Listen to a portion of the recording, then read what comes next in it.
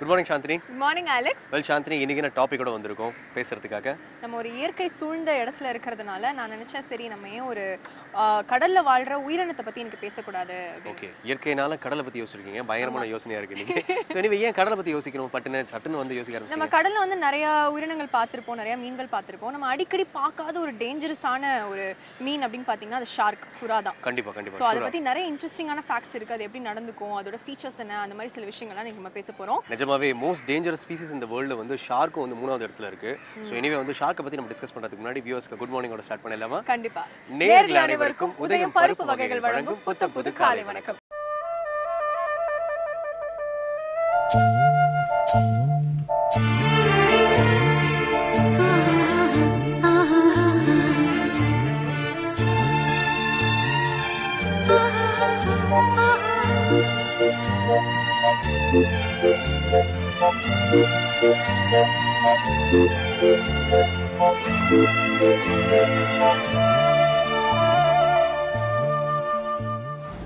So Shanthini, இந்த ஷார்க்கை பற்றி நம்ம ஆல்ரெடி பேச ஆரம்பிச்சோம்னு வச்சுக்கோங்களேன், நிறைய பேசிகிட்டே இருக்கலாம்.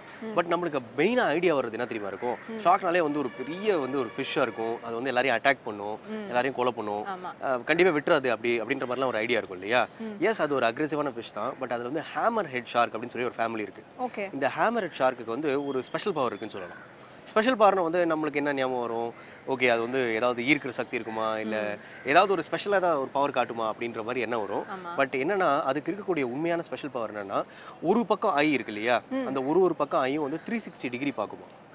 ஸோ 360 டிகிரி அப்படின்னு யோசிச்சு பார்த்தீங்கன்னா, ரியலாகவே நீங்கள் கடலுக்குள்ளே போய் பேனரோமா வியூவில் பார்த்தீங்கன்னா எப்படி இருக்குமோ அதுதான் அதோட ஐசைட்டாகவே இருக்க போகுது. ஸோ சம்மர் அரௌண்ட் நீங்கள் டோட்டலாக என்ன நடக்குதுன்னு பார்க்குறீங்க. பட் அதுக்கு இன்னொரு வந்து ட்ராபேக் இருக்குது. என்ன ட்ராபேக்னு பார்த்தீங்கன்னா, ரெண்டு மூக்குக்கு நடுவில் என்ன நடக்குதுன்னு அதுக்கு தெரியாதான். ஸோ சம்ஹவ் ஷார்க் அந்த பர்டிகுலர் ஷார்க்கை பிடிக்கணும்னா அந்த ஷார்க் வர்றதுக்கு நேராக நின்று அதை பட்டன் கேப்சர் பண்ணிடுவாங்களாம். ஸோ எனிவே வந்து உங்களுக்கு சூப்பர் பவர் இருந்தாலும் ஒரு சின்ன ட்ராபேக் இருக்குதான். கண்டிப்பாக நிறைகள் இருக்கிறதுல குறைகளும் இருக்கும்னு சொல்லுவாங்க இல்லையா? ஸோ அந்த மாதிரி தான். சரி, இதை தொடர்ந்து இன்னைக்கான நல்ல நேரம், ராகாலம், குளிகை, யமகண்டம் போன்றவை பார்த்துடலாமா? பார்த்துடலாம். இது சூரியோதயம்.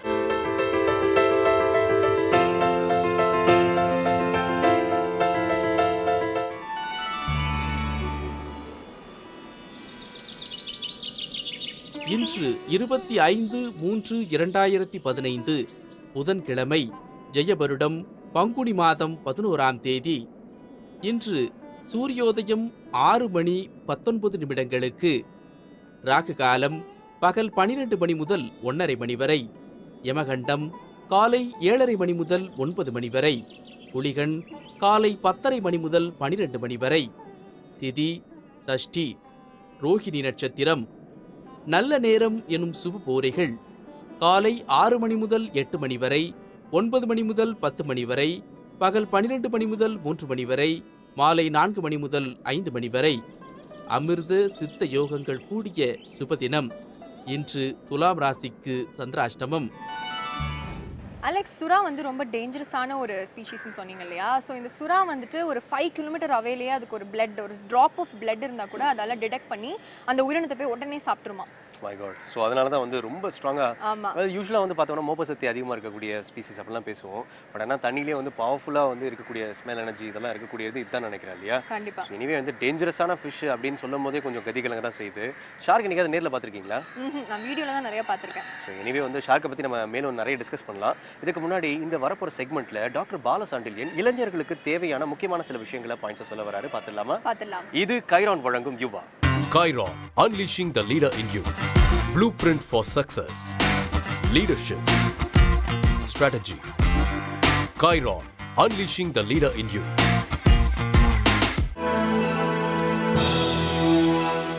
ஹாய், ஹலோ, வணக்கம், வெல்கம் டு கைரான் வழங்கும் யுவா, யுகத்தை ஆழ்வது யுவசக்தி. நம்ம தினந்தோறும் யங்ஸ்டர்ஸ் எப்படிலாம் சக்ஸஸ்ஃபுல்லாக இருக்கலாம் அப்படின்றதுக்கு நிறைய இன்ட்ரெஸ்டிங்கான டாபிக்ஸ் பற்றி பேசிகிட்டு இருக்கோம். அப்படி இன்னைக்கு நம்ம எதை பற்றி பேச போகிறோம் அப்படின்னா, இந்த குவாலிட்டிஸ் எல்லாமே வந்து நம்ம தினந்தோறும் நிறைய பேர்கிட்ட பார்த்துருப்போம், நிறைய பேர் பார்த்து வியந்திருப்போம் இதெல்லாம் அவங்ககிட்ட இருக்குது அப்படின்னு. அதாவது எதெல்லாம் பார்த்தீங்கன்னா common sense, general knowledge, presence of mind, intuition, இந்த மாதிரி சில விஷயங்கள்லாம் வந்து நம்ம இவங்ககிட்டலாம் இருக்கே அப்படின்னு சொல்லி வேந்திருப்போம். இதெல்லாம் நமக்குள்ளே எப்படி வளர்த்துக்கிறது, முக்கியமாக யங்ஸ்டர்ஸ் ஆனால் உங்களுக்குள்ளே எப்படிலாம் வளர்த்துக்கலாம், எப்படிலாம் இதை வளர்த்து சக்ஸஸ்ஃபுல்லாக இருக்கலாம் அப்படின்றத பற்றி எனக்கு பேச போகிறோம். ஸோ இதை பற்றி பேசுறதுக்காக நம்ம தினந்தோறும் நம்ம கூட இணைஞ்சிருக்கிற doctor Balasandilyan, thought leader and transformation coach, இன்னைக்கும் நம்ம கூட இருக்காரு. வணக்கம் சார். வணக்கம். ஸோ ஃபர்ஸ்ட் நம்ம ஒன்றுன்னா போயிடலாம். ஃபர்ஸ்ட் காமன் சென்ஸ்னா என்னன்னு சொல்லுங்கள் சார். அதுக்கு ஏதாவது ஒரு ரியல் லைஃப் எக்ஸாம்பிள் ஏதாவது சொல்ல முடியுமா? அதாவது காமன் சென்ஸுக்கு நீங்கள் உதாரணம் கேட்குறீங்க இல்லையா? இப்போ ஷாம்பு அப்படிங்கிறது வந்து தலைக்கு தேய்ச்சிக்கிற ஒரு லிக்விட் அப்படின்னு வச்சுக்கோங்க. அதை நம்ம வந்து துணிக்கு பயன்படுத்த முடியாது. டெஃபினட்டாக வந்து ஒரு இருமல் மருந்து எடுத்து இந்த இடத்துல அரிப்பு ஏற்பட்டிருக்குன்னு தடவிக்க முடியாது. சில பேர் அது மாதிரிலாம் செய்வாங்க. இந்த காமன் சென்ஸ்ன்றது என்னென்னா, அந்த நேரத்தில் லாஜிக்கலாக திங்க் பண்ணக்கூடிய, சயின்டிஃபிக்காக திங்க் பண்ணக்கூடிய விஷயம் கிடையாது. ஏற்கனவே அக்வயர்டு நாலேஜை வச்சு நாம் செய்யக்கூடிய விஷயங்கள் தான் காமன் சென்ஸ் அப்படிங்கிறது. ஓகே, இப்போ ப்ரெசன்ஸ் ஆஃப் மைண்ட்னா என்ன சார்? ப்ரெசன்ஸ் ஆஃப் மைண்ட் அப்படின்னு பார்த்தீங்கன்னா, இப்போ ஃபிசிக்கலாக நம்ம இங்கே இருப்போம், மென்டலாக வேறு எங்கேயாவது இருப்போம். அப்போ ப்ரெசன்ஸ் ஆஃப் மைண்டுங்கிறது என்னன்னா, இந்த சுச்சுவேஷனில் இந்த நேரத்தில் நான் இங்கே தான் இருக்கேனா, அப்போ இந்த தருணத்தை நான் எப்படி கையாள வேண்டும், இந்த சவாலை நான் எப்படி சமாளிக்க வேண்டும் அப்படிங்கிற ஒரு சுச்சுவேஷனுக்கு ப்ரெசன்ஸ் ஆஃப் மைண்ட் ரொம்ப ரொம்ப முக்கியம். இது எல்லாருக்குமே இருக்குது. இதுக்கு தனித்தனியாக வந்து படிக்கணுன்ற அவசியம் கிடையாது. பட் நான் என்னுடைய விஷயத்தை தான் நான் எப்படி பயன்படுத்துகிறேங்கிறதுக்கு நான் இந்த இடத்துல ஃபிசிக்கலாகவும் மென்டலாகவும் ப்ரெசண்ட்டாக இருக்கணும். அப்போ தான் வந்து என்னால் செய்ய முடியும். Supposing I am mentally absent அப்படின்னு சொன்னால் I cannot be using my presence of mind. So அடுத்ததாக பொது அறிவை பற்றி சொல்லுங்கள் சார். ஜென்ரல் நாலேஜ் அப்படின்னு சொல்கிறோம் இல்லையா? நிறைய விஷயங்கள் நம்ம வந்து பார்க்குறோம், கேட்குறோம். நியூஸ் பேப்பராக இருக்கலாம், சேனல்ஸாக இருக்கலாம். நம்ம பல விஷயங்களை வந்து தெரிஞ்சு வச்சுக்க வேண்டிய அவசியம் இருக்குது. இன்றைக்கி எந்த துறையில் யார் இருக்கிறாங்க, இன்றைக்கி வந்து ஒரு ஒலிம்பிக்ஸில் 100 மீட்டர்ஸ் ஜெயித்தவங்க யார், வேர்ல்டு கப் போன முறை யார் ஜெயித்தாங்க, இந்த மாதிரி கேள்விகள்லாம் தினந்தோறும் யாராவது நம்மளை கேட்டுக்கிட்டே இருக்க மாட்டாங்க. ஆனால் ஏதாவது ஒரு விவாதத்தில் நம்ம பார்ட்டிசிபேட் பண்ணுறோம், இல்லை ஒரு நண்பரோடு பேசிகிட்டு இருக்கோம், இல்லை நம்மக்கிட்ட ஒரு இன்ட்ராக்ட் பண்ணிகிட்டு இருக்காங்கன்னு சொன்னால் ஏதாவது வந்து தெரிஞ்சதெல்லாம் வளரிட்டு இருக்க முடியாது. அப்போ நம்ம வந்து will be looking like a pool. அப்போ அந்த இடத்துல சப்போஸிங் ஒரு மியூசிக் கான்சர்ட் போயிட்டுருக்கோம், ரொம்ப நல்லா கல்யாணி பாடுறாருல அப்படின்னு சொன்னால் உங்களுக்கு கல்யாணியும் தெரில, சங்கராபரணமும் தெரிலன்னு அர்த்தம். அவர் வேறு ராகத்தில் பாடியிருப்பார். ஆகவே இந்த ஜென்ரல் நாலேஜ் அப்படிங்கிறது என்னென்னா, எல்லாத்தை பற்றியுமே ஒரு பொதுவான சில விஷயங்களை நம்ம கட்டாயமாக கற்று வச்சுக்கணும். அதுக்கு இன்றைக்கி வந்து என்சைக்ளோபீடியா இருக்குது, விக்கிபீடியா இருக்குது, என்னெல்லாமோ இருக்குது. டக்குன்னு தட்டினா உடனே வரப்போகுது. ஸோ நம்ம வளர்த்து கொள்வது, முன்னெல்லாம் நூலகங்களுக்கு போவாங்க, இன்றைக்கி வந்து அறிவான மனிதர்களோடு பேசினாலே பழகினாலே இந்த ஜென்ரல் நாலேஜுக்கு வந்து வளர்ந்துடும். அதுக்கு வந்து ஒரு இன்ட்ரெஸ்ட் தேவை, ஆர்வம் தேவை. நான் பொது அறிவுகளை வளர்த்து கொள்ள வேண்டும் என்ற ஒரு எண்ணம் தேவை. அப்போ தான் வந்து உங்களை வந்து ஒரு ஸ்மார்ட் பர்சனாக நீங்கள் ஐடென்டிஃபை பண்ணி மற்றவர்கள் மத்தியில் காட்டிக்க முடியும். ஓகே, ஸோ இப்போ அடுத்ததா இன்ட்யூஷன் என்னன்னு சொல்லுங்கள் சார். இன்ட்யூஷன் அப்படி போலுங்க. இன்ட்யூஷன் அப்படின்றதுனா டிவைன் கைடன்ஸ்னு சொல்லலாம். அதாவது இந்த லிசன் அண்ட் சைலண்ட்னு சொல்லுவாங்க இல்லையா? whenever you are silent, நம்மளுடைய மனசில் வந்து சில அறிவுரைகள் ஏற்படும். எப்படின்னா, இந்த வழியாக போகாத, ஒருவேளை டிராஃபிக் ஜாமாக இருக்கலாம் அப்படின்னு சொல்லலாம். இப்போது நான் வந்து பல நிறுவனங்களில் மிகப்பெரிய பதவிகளோடு இருந்திருக்கேன். நான் என்னுடைய சொந்த நிறுவனத்தை தொடங்கிறதுக்கு முன்னாடி என்னுடைய கேபினை திறந்துட்டு வராருன்னா, அவர் லீவ் கேட்க வராரா, ஒரு 100 ரூபா அட்வான்ஸ் கேட்க வராரா, இல்லை பர்மிஷன் கேட்க வராரான்றது அவர் உள்ளே நுழையும் போதே எனக்கு தெரியும். இந்த மாதிரியான கைடன்ஸ் வந்து நம்ம என்ன பண்ணோம்னா, இட் கேன் பி டெவலப்ட். அந்த இன்ட்யூஷன் எப்படி முடியும்னா, ஒரு கோஇன்சிடென்ஸாக முடியும். 2 பேருக்கு நீங்கள் சொல்லிட்டீங்க அப்படின்னு சொன்னால் திருப்பி ஓகே ஐ கெட் இன்ட்யூஷன்ஸ்ன்றதை நம்ம உணர ஆரம்பிப்போம். இது வந்து it is the connect with the supreme power or whatever it is. Some people call it a 7th sense. எப்படி வந்து விஞ்ஞான ரீதியாக அதை பார்க்கணும்னு சொன்னால் 7th சென்ஸ் சொல்கிறாங்க. இன்றைக்கி யூஎஸில் 8th சென்ஸை பற்றி கூட பேசுகிறாங்க. ஸோ அப்படி பார்க்கும் பொழுது இந்த இன்ட்யூஷன் அப்படிங்கிறது எல்லாருக்குமே இருக்குது. பொதுவாக பிஸ்னஸ் லீடர்ஸ்க்கு பிஸ்னஸ் அக்யூமென்னு சொல்கிறாங்க. இந்த பிஸ்னஸ் நான் எடுக்கலாமா, இந்த செக்மெண்ட்டில் நான் வந்து என்னுடைய கால் பதிக்கலாமா, இந்த நபரை நான் வேலைக்கு எடுக்கலாமா, இவங்களோட நான் ஸ்ட்ராட்டஜிக் அலையன்ஸ் போடலாமா, இந்த மாதிரியான விஷயங்களுக்கு சில கைடன்ஸ் மனசுலேருந்து நிறைய லீடர்ஸுக்கு கிடைக்கும். ஓகே, ஸோ இப்போ கட் ஃபீலிங், இன்ஸ்டிங்க்ட், இதுவும் இன்ட்யூஷன் ஒன்னு சொல்லலாமா? கட் ஃபீலிங் வேற, இன்ட்யூஷன் வேற. கட் ஃபீலிங் அப்படின்றது என்னென்னா பார்த்தீங்கன்னா, நம்மளுடைய கட்டர்னு சொல்கிறோம், இன்டெஸ்டின் இருக்கு இல்லையா, பல மீட்டர் நீளம் உள்ள நம்மளோட டைஜஸ்டிவ் சிஸ்டம். நம்ம பல விதமான உணவுகளை சாப்பிட்றோம், அங்கே வந்து இன்டைஜஷன் ப்ராப்ளமே இல்லை, எந்த விதமான பாக்டீரியாவும் இல்லை. அப்படிங்கும் பொழுது வயிற்றுலேருந்து ஒரு உணர்வு ஏற்படும்.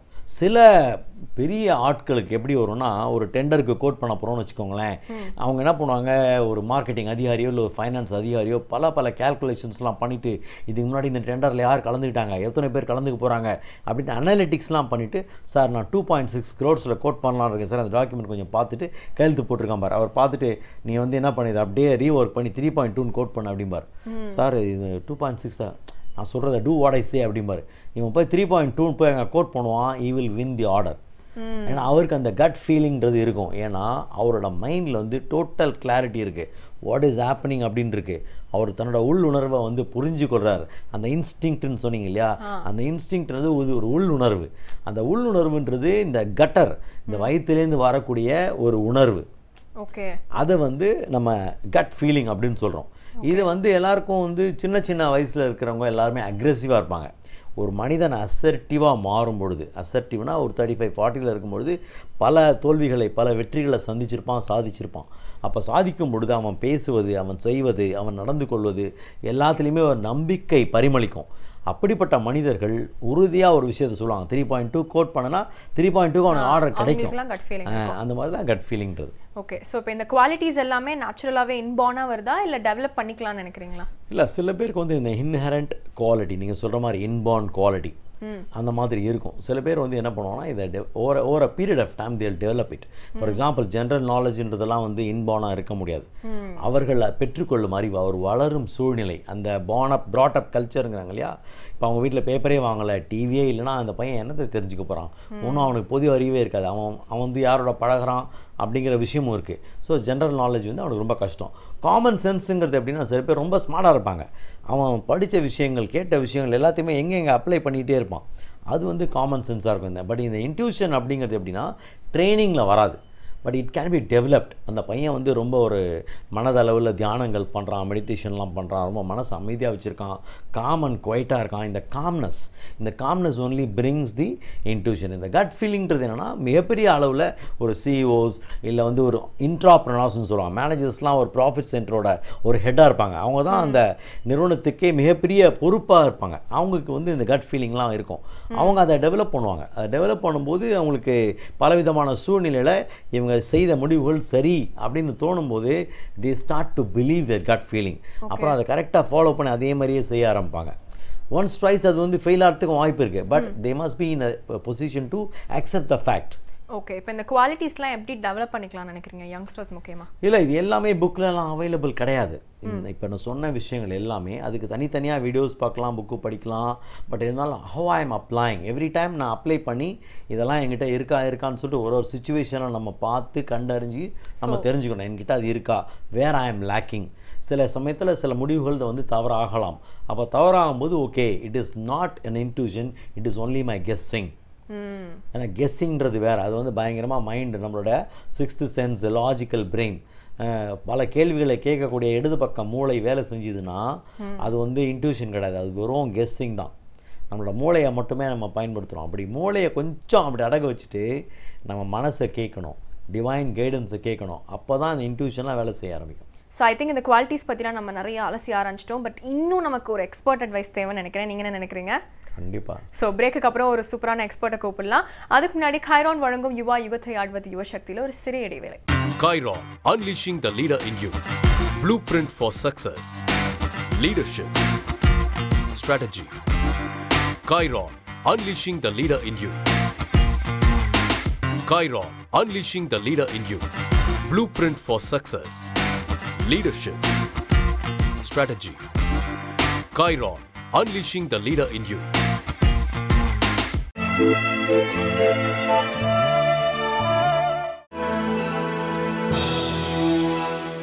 வெல்கம் பேக் டு கைரான் வழங்கும் யுகத்தை ஆழ்வது யுவசக்தி.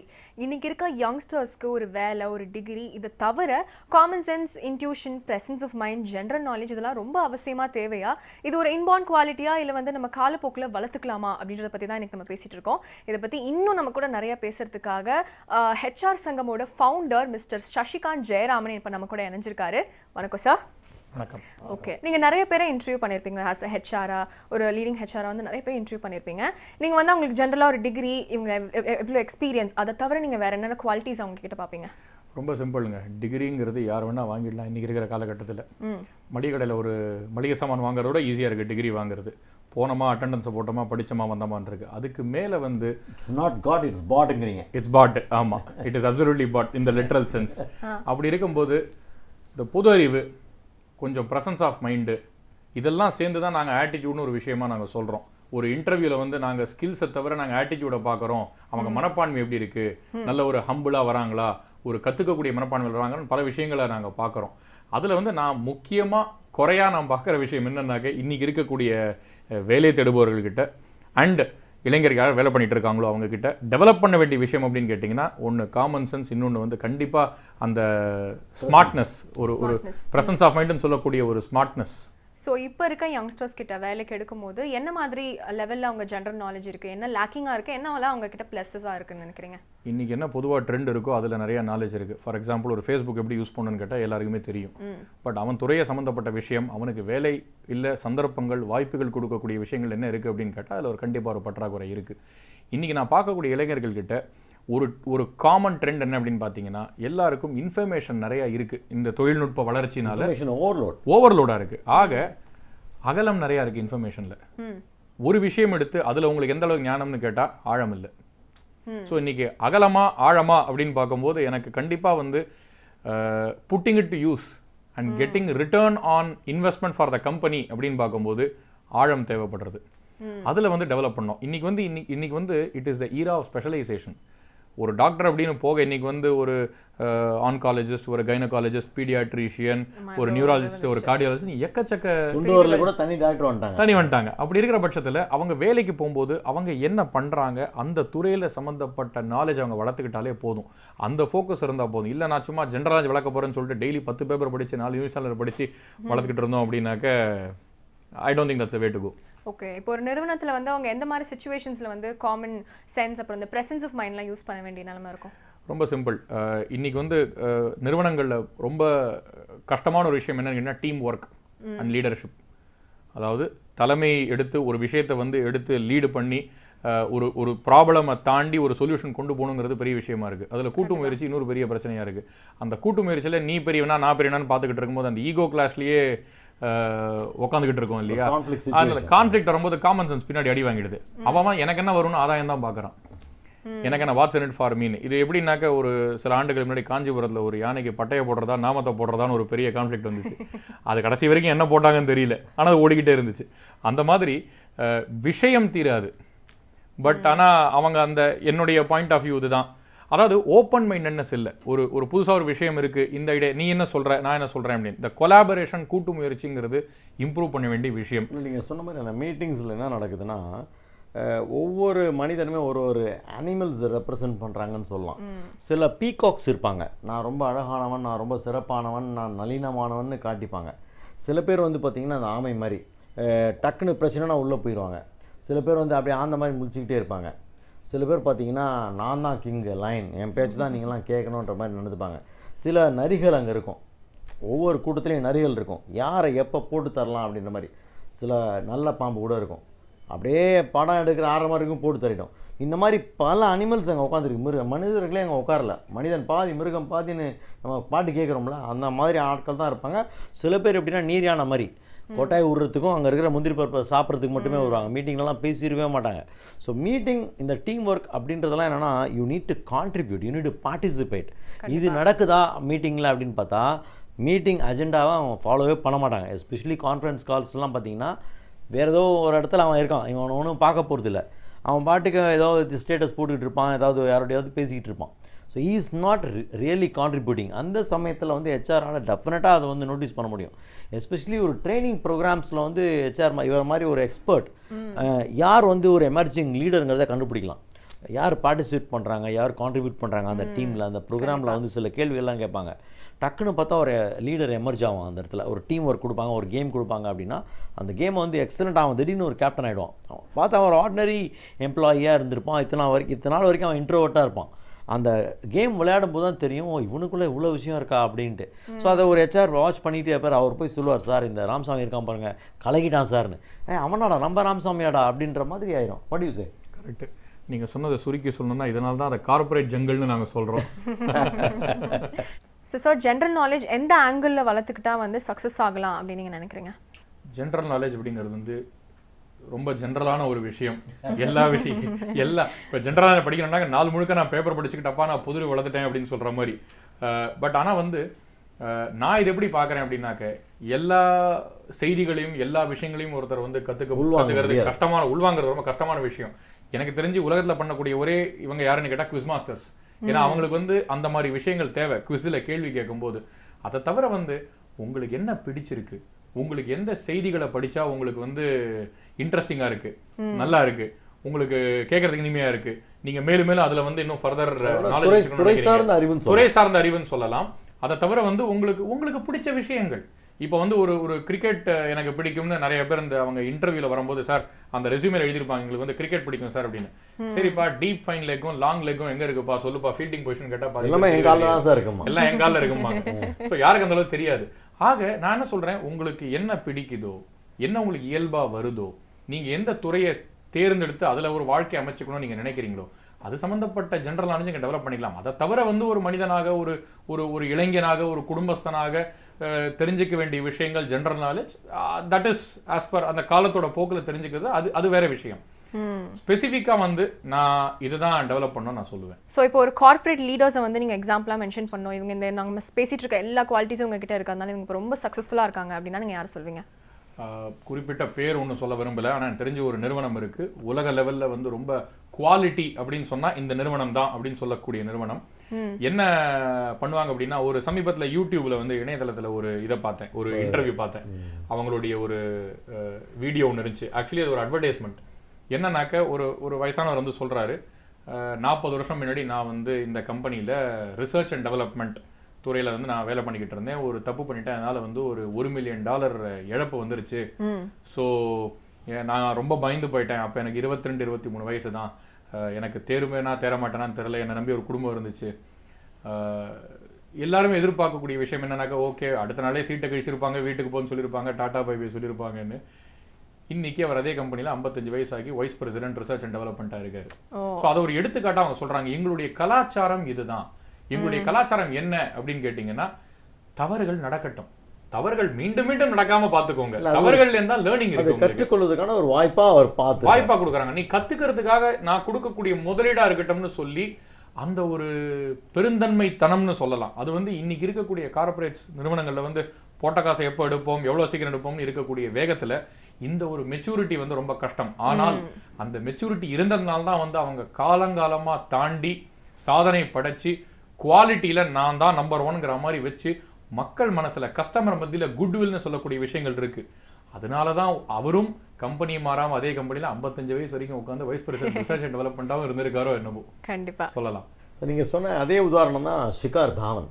ஆமா, ஏன்னா போன ஆஸ்திரேலியன் நியூசிலாந்து அந்த ட்ரை சீரீஸ்லாம் கம்ப்ளீட் ஃபெயிலியர். வேர்ல்ட் கப்ல இப்போ இன்னைக்கு எக்ஸல் பண்ணிட்டு இருக்காரு. ஆமா, ஸோ அந்த தவறுகள் செய்வதற்கான வாய்ப்பை வந்து அந்த தேர்வு குழு உங்களுக்கு கொடுத்துருக்காங்க, செலெக்ஷன் கமிட்டி. கண்டிப்பா, that is how he is able to excel now. Even Rohit Sharma, he has played a very good innings only very recently. In fact sir கரெக்டாக சொன்னார். இன்னைக்கு வந்து உலகம் எல்லாமே வந்து என்ன சக்ஸஸ் தான் பார்த்துக்கிட்டு இருக்கு. MS தோனி ஒரு வாட்டியும் கிரவுண்டுக்கு போகும்போது பிச்சுக்கு போகும்போது இவர் ஜெயிச்சு தான் வரணுங்கிற ஒரு பயங்கரமான பிச்சு உதருவாருங்கிற ஒரு பயங்கரமான ஒரு எதிர்பார்ப்பு ஒரு வாட்டியும் இருக்கு. இந்த சக்ஸஸ்ங்கிறத விட எங்களுக்கு தெரிஞ்சு இன்னைக்கு நிறுவனங்கள் வந்து ஒருத்தரை வேலைக்கு எடுக்கும் போது சக்ஸஸை மட்டும் பார்க்கறது இல்லை, வாழ்க்கையில் எங்கே ஃபெயில் ஆயிருக்கான், எங்கே அடிபட்டிருக்கான், அந்த அடிபட்டதுலேருந்து அவன் என்ன கற்றுக்கிட்டு இருந்திருக்கான், இதனால் அவன் வாழ்க்கை தரம் முன்னேறி இருக்கா, இதனால் அவனுடைய சிந்தனை தரம் வளர்ந்துருக்கா, இதனால் அவனுடைய மனப்பான்மை எதையும் தாங்கும் சக்தி இருக்காங்கிறத தான் பார்க்குறாங்க. அந்த மாதிரி பார்க்கும்போது இன்றைக்கு இருக்கக்கூடிய காலகட்டத்தில் நிறுவனங்களுக்கு இந்த மாதிரி மனப்பான்மை உள்ளவர்கள் ரொம்ப ஒரு சாதனையாளர்களாக இருக்காங்க. அதனால வந்து ஒரு ஆஸ்திரேலியன் ஆர்மி நீங்கள் எடுத்துக்கிட்டீங்கன்னாக்க அவங்களுடைய செலெக்ஷன் ப்ராசஸ் போது நீ எல்லாமே வெற்றி பெற்றிருக்கியா, ரைட்டுப்பா 10ஆம் கிளாஸில் வந்து 80%, 12ஆம் கிளாஸில் 90%, உன்னோட கிராஜுவேஷனில் வந்து நோ அரியர்ஸ் பயங்கர பிரமாதம்னு ஒரு ரொம்ப சாதனை லோடட் சிவியா இருந்தது அப்படின்னா இன்ஜினியரிங் கவுன்சிலிங் மாதிரி நிராகரிச்சிடுறாங்க. நீ வாழ்க்கையில் என்ன தோல்வியை சந்திச்ச, அதனால நீ என்ன கத்துக்கிட்ட, இதனால உனக்கு என்ன பலன், இதனால உன் சமுதாயம் எப்படி நன்மை பெற்றுச்சு அப்படின்னு பார்க்கும்போது அதுல ஒரு அர்த்தம் இருக்கு, அதுல ஒரு பர்பஸ் இருக்கு. கேரக்டர் இஸ் டிஃபைன்டு தேர். கண்டிப்பா நீங்க சொன்ன அந்த விஷயம் தான் ஸ்டீவ் ஜாப்ஸ் ரீபொசிஷனிங் சொல்லுவாங்க. 5 ஆப்பிள் 60 ரூபா, ஆப்பிள் 5 60,000 ரூபா. இப்படி ஒரு உல்டாவான சுச்சுவேஷனை கொண்டு வந்தது அவர் தான். அதே நிறுவனத்தில் வேலை பார்த்தாரு, அவர் அனுப்பி விட்டாங்க. திரும்பி வந்து ஜாயின் பண்ணவுடனே மிகப்பெரிய பிராண்டாக மாற்றி காட்டினார். அவருக்கு கேன்சர் நோய் இருக்குதுன்னு தெரிஞ்ச பொழுதும் கடைசி நிமிஷம் வரைக்கும் அவர் உயிர் பீர வரைக்கும் அந்த நிறுவனத்துக்காக தான் வேறு அந்த நிறுவனம் வேறுன்ற மாதிரி இல்லாமல் he was synonymous to the organization. You cannot just forget that person. அவருடைய ஜாபே அதுதான் நினச்சார். ஸோ அதாவது சில பேர் அப்படின்னா தன்னோட கெரியர்னு நினைக்க மாட்டாங்க, தன்னோட வாழ்க்கையை நினைப்பாங்க.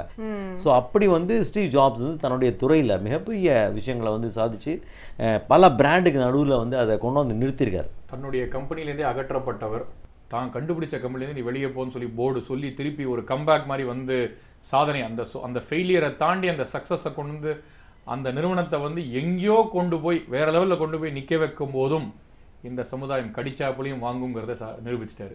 ஓகே, ஸோ ஐ திங்க் இனிமேல் யங்ஸ்டர்ஸ் எல்லாம் வந்து சக்ஸஸ்ன்னு மட்டும் இல்லாமல் ஃபெயிலியர்ஸ்லேருந்து நிறைய கற்றுப்பாங்கன்னு நினைக்கிறேன். ரொம்ப ரொம்ப நன்றி சார், இவ்வளோ நேரம் டைம் எங்களுக்கு கூட சூப்பராக ஸ்பெண்ட் பண்ணி நிறைய ரியல் லைஃப் எக்ஸாம்பிள்ஸ்லாம் நிறையா கொடுத்தீங்க. ரொம்ப ரொம்ப நன்றி. And thank you Balu sir. Daily உங்களை தேங்க் பண்ணிகிட்டே இருக்கோம், but still it's going on. Thanking வந்து இன்னும் முடியவே இல்லை நினைக்கிறேன். ஓகே, உலகத்துக்கு ஒரு விஷயம் மட்டும் சொல்ல விரும்புகிறேன். இன்னைக்கு இருக்கக்கூடிய இளைஞர்கள்கிட்ட திறமை நிறையா இருக்குது, அதை பற்றி சந்தேகமே இல்லை. எல்லாரும் இதை பண்ணுன்னு சொல்கிறாங்கிறதுனால ஆட்டு மந்தைத்தனம் வேண்டாம். அவங்க சொல்கிறாங்கிறத நானும் அதை ஃபாலோ பண்ணுறேன், இவங்க இதை சொல்கிறாங்கிறத நானும் ஃபாலோ பண்ணுறேங்கிறத விட கஷ்டப்பட்டு அதை பண்ணுறது பதிலாக எனக்கு என்ன இஷ்டப்படுறேனோ அதை நான் ஒரு வாழ்க்கையாக அமைச்சு அதை ஒரு கெரியராக நான் அமைச்சு நான் பண்ணேன் அப்படின்னு சொன்னால் நல்லாயிருக்கும். இதை நான் சம்மரியாக சொல்லணும் அப்படின்னாக்க, when you enjoy what you do, the world enjoys what you create. கண்டிப்பாக நம்ம எல்லாருமே வந்து நம்ம என்ன பண்ணுறோமோ அது ரொம்ப ரொம்ப என்ஜாய் பண்ணி பண்ணால் எல்லாமே சக்ஸஸ்ஃபுல்லாக தான் முடியும்னு நினைக்கிறேன். ஸோ ரொம்ப ரொம்ப நன்றி ரெண்டு பேருக்கும் ஒன்ஸ் அகேன். அண்ட் இதே மாதிரி நாளைக்கு வித்தியாசமான ஒரு டாப்பிக்கோடு ரொம்ப யங்ஸ்டர்ஸ்க்கான யூஸ்ஃபுல்லான ஒரு டாப்பிக்கோடு உங்களை வந்து சந்திக்கிறேன். Until then, this is Shanthini Madhivanan signing off from the entire team of Chiron வழங்கும் யுவா யுகத்தை ஆழ்வது யுவசக்தி. நன்றி, வணக்கம். Chiron, unleashing the leader in you. Blueprint for success. Leadership. Strategy. Chiron, unleashing the leader in you.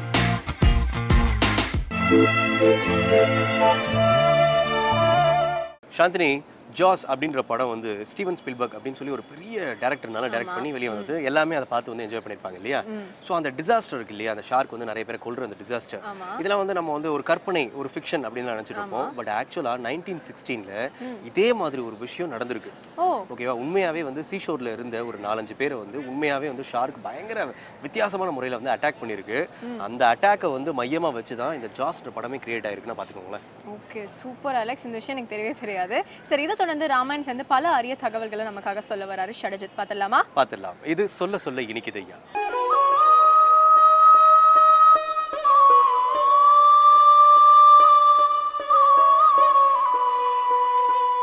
நமோ ரக்ஷதுரோ ஜகத்ரய குருஹு ராமம் நமஸ்யாம்யஹம் ராமே நாம ரஷத்ரவோ வினிகதாஹ ராமாய தஸ்மை நமஹ ராமாதேவ சமுத்திதம் ஜகதிதம் ராமஸ்ய தாசோஸ்ம்யஹம் ராமே திஷ்டதி சர்வமேததகிலம் ஹே ராம சம்ரக்ஷமம் கீசிகீச்சென்னெங்கும் ஆணைச்சாத்தன் கலந்து பேசின பேச்சரவம் கேட்டிடையோ பேப்பெண்ணே காசும் பிறப்பும் கலகலப்ப கைவேர்த்து வாசடருக்குழலாட்சியர் மத்திரால் ஓசப்படுத்த தைரரவம் கேட்டிலையோ நாயகப் பெண் பிள்ளாய் நாராயணன் மூர்த்தி கேசவடைப்பாடவும் நீ கேட்டே கிடத்தியோ தேசமுடையாய்த்திரா வேலோரெம்பாவாய் என்று ஆண்டாள் 10 பெண் பிள்ளைகளை எழுப்பினாள் தன்னுடைய திருப்பாவையிலே. அதிலே ஒரு பெண் பிள்ளையை எழுப்பதற்கு அடையாளம் தெரிவிக்கிறாள். கீசு கீசு என்று எங்கும் மானை சாத்தன், கீசு கீசுன்னு பறவைகள்லாம் கூவிடுத்துன்றா. இடத்துல இந்த திருப்பாவைக்கு வியாக்கியானம் எழுதினார் ஆயி ஜனன்யாச்சாரியர் என்று சொல்லக்கூடியவர். அவர் 2 வியாக்கியானங்களை செய்தார். ஒன்று 3000 படி, 2000 படி, இன்னொன்று 4000 படி என்று சொல்லக்கூடிய 2 வியாக்கியானங்கள். அந்த 4000 படி வியாக்கியானத்தில் என்ன? அந்த 4000 படி வியாக்கியானத்தில் இந்த கீச்சு கீச்சு என்கிற விடத்திலே இந்த ராமாயணத்தை தெரிவிக்கிறார். இந்த ராமாயணம் இப்போல யமுனை கரையை தாண்டினான் ராமபிரான், நேராக வந்து சேர்ந்தான். எங்கே வந்து சேர்ந்தான்? ஆலமரத்திற்கு வந்து சேர்ந்தான். பொழுது அங்கே ராத்திரி உறங்கினார்கள். காலையில் ராமன் எழுந்திருந்தான். பக்ஷி சப்தம் கேட்டு எழுந்திருந்து லக்ஷ்மணரை எழுப்பினான் என்பதை அவ்விடத்திலே எடுத்து வியாக்கியானம் செய்கிறார். அற்புதமாக எழுந்திருந்தான் ராமன், லக்ஷ்மணரை எழுப்பினான். எழுப்பின காலத்திலே லக்ஷ்மணன் எழுந்திருந்தான். ஐயோ, நாம் தூக்கத்தை விட வேண்டும், இனிமேல் நாம் தூங்கலாமா, தூக்கத்தை விட வேண்டும் என்று நினைத்தான். இனிமேல் தூக்கத்தை விட்டான், சோம்பலை விட்டான். பாடவன் தூங்கிறான் என்ற சரித்திரமே கிடையாது. ஜகோடித்ராஜ தத்ரீஜா தெரிவிக்கிறார் வால்மீகி. என்ன, எல்லா தூக்கத்தையும் விட்டுட்டான், சோம்பலை விட்டான். 3 பேரும் எழுந்தார்கள். நேராக சித்திரகூடத்தை நோக்கி நடந்தனர். சித்திரகூடத்தை போய் சேர்ந்தான். அவ்விடத்திலே லக்ஷ்மணன் பர்ணசாலையை கட்டினான். அவ்விடத்திலே வாழ்ந்தார்கள் என்று பார்க்கிறோம்.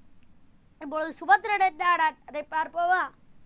சுபத்ரன் அவன் குகனோடே சிறிது காலம் இருந்தான். குகனோடே சிறிது காலம் இருந்துவிட்டு குகனோடே ராவனை பற்றியெல்லாம் நிறைய குணங்கள், ராவனுடைய குணங்களை பற்றியெல்லாம் பேசிக்கொண்டே இருந்தான். மேலே கைகேயி, அங்கே போனால் கைகேயி ரொம்ப கொடிய நடத்தை உடையவள். எப்படி ராஜ்யத்தை நடத்துவாளோ தெரியவில்லையே. நாடும் அந்த ராஜ்யத்திலே இருக்க வேண்டுமா, ரொம்ப கஷ்டமாக இருக்கிறது என்று சுபத்ரன் பேசிக்கொண்டான். பேசிக்கொண்டு நேராக அங்கிருந்து கிளம்பினான். கிளம்பி அயோத்தியை நோக்கி வந்து சேர்ந்தான். குதிரைகளை வைத்துக்கொண்டு தேரை ஓட்ட முடியவில்லை. கஷ்டப்பட்டு தேரை ஓட்டி கொண்டு வந்தான். இந்த ராமன் இல்லாத சூன்யமான ரதம் ஓட்ட வேண்டுமா என்று நினைத்து ரொம்ப கஷ்டப்பட்டு சுபத்ரன் ஓட்டி கொண்டு வந்தான். வந்து அயோத்தியை வந்தடைந்தான். அயோத்தியிலே அந்த தேர் அதை விட்டு உள்ளே அரண்மனைக்குள்ளே சென்றான். சென்றவுடனே தசரதன் ஏற்கனவே வருத்தத்திலே அழுந்தி கிடக்கிறான். சுபத்ரன் கௌசல்யனுடைய அரண்மனையிலே அந்தப்புறத்திலே இருக்கிறான் என்பதை, தசரதன் இருக்கிறான் என்பதை அறிந்து கொண்டான் சுமந்திரன். நேராக சென்றான். தசரதன் அங்கே படுத்து கொண்டிருந்தான். ஏற்கனவே வருத்தம். சுமந்திரனை பார்த்தவுடனே இன்னும் வருத்தம் அதிகமாயிற்று. சுமந்திரா, வந்தாயாரா? என்னுடைய உயிரை எங்கே விட்டு வந்து விட்டாயா? என்ன சொன்னான் ராவன்? என்ன சொன்னான் லக்ஷ்மணர்? என்ன சொன்னான் சீதை? என்ன சொன்னாள்? எல்லாம் விவரமாக சொல், நான் கேட்க ஆசைப்படுகிறேன் என்று தெரிவித்தான் தசரதன். தெரிவித்த காலத்திலே சுபத்ரன் தெரிவிக்க ஆரம்பித்தான். மரியாதையோட, மகாபிரபு, ராமன் தங்களுக்கு முதலிலே வணக்கத்தை தெரிவிக்க சொல்லி தெரிவித்தான் அப்படின்னா. உடனே தசரதன் பார்த்தான்.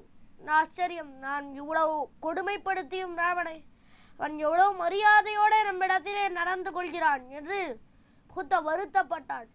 சுபத்ரன் தெரிவித்தான். அவன் உம்மை வணங்கினதாக தெரிவித்தான். உம்மை நன்றாக பார்த்து கொள்ள வேண்டும், நீர் நன்றாக இருக்க வேண்டும். நான் 16 ஆண்டு வனவாசத்தை வெகு சீக்கிரமாக முடித்து கொண்டு திரும்பி வந்து விடுவேன் என்று தெரிவிக்க சொல்லி தெரிவித்தான். அதற்கு மேலே கௌசல்யைக்கும் செய்தி சொல்லி அனுப்பினான் ராமன். கௌசல்யா தேவியே, இதை போலே ராமன் கௌசல்யை, அம்மா, இதை போலே பரதன் வருவன். வந்த பிற்பாடு இந்த தசரதனிடத்திலே நீர் கோபப்படக்கூடாது, கோபம் ஒரு காலத்திலேயும் கொள்ளக்கூடாது. என்னை காற்றுக்கு அனுப்பிவிட்டார் என்கிற கோபம் கொள்ளக்கூடாது தசரதனிடத்திலே. நன்றாக அவரிடத்திலே படிவாக அவரை நன்றாக பார்த்து கொள்ள வேண்டும் என்று தெரிவித்தான். மேலே பரதனுக்கும் செய்தி சொல்லி அனுப்பினான். என்ன செய்தி என்றால், பரதா, நீ நன்றாக ராஜ்யத்தை ஆள வேண்டும், ஒரு குறவும் இருக்கக்கூடாது, மக்கள் எல்லோரையும் சந்தோஷமாக வைத்துக் கொள்ள வேண்டும், ஆனந்தமாக வைத்துக் கொள்ள வேண்டும், அது உன் பொறுப்பு. நான் 14 ஆண்டு வனவாசத்தை முடித்து கொண்டு வந்து விடுகிறேன் என்று பரதனுக்கும் செய்தி சொல்லி அனுப்பினான் என்று தெரிவித்தான் சுமந்திரன்.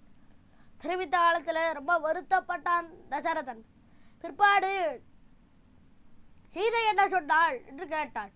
சீதை என்ன சொன்னாள்? அவள் ஒன்றுமே சொல்லவில்லை. மிகுந்த கண்ணீரை பெருக்கி கொண்டு, இதை போலே கஷ்டத்தை நான் இதுவரை பார்த்ததே கிடையாது என்று சொல்லி தன்னுடைய முந்தாரை எடுத்து முகத்தை மூடிக்கொண்டு அழத் தொடங்கினாள். வேறு எதுவும் சொல்லவில்லை என்று தெரிவித்தான் சுமந்திரன். பொழுது பார்த்தான் தசரதன். ஐயோ, இப்படி ஒரு கஷ்டமா என்று நினைத்து லக்ஷ்மணன் என்ன சொன்னான் என்று கேட்டான்.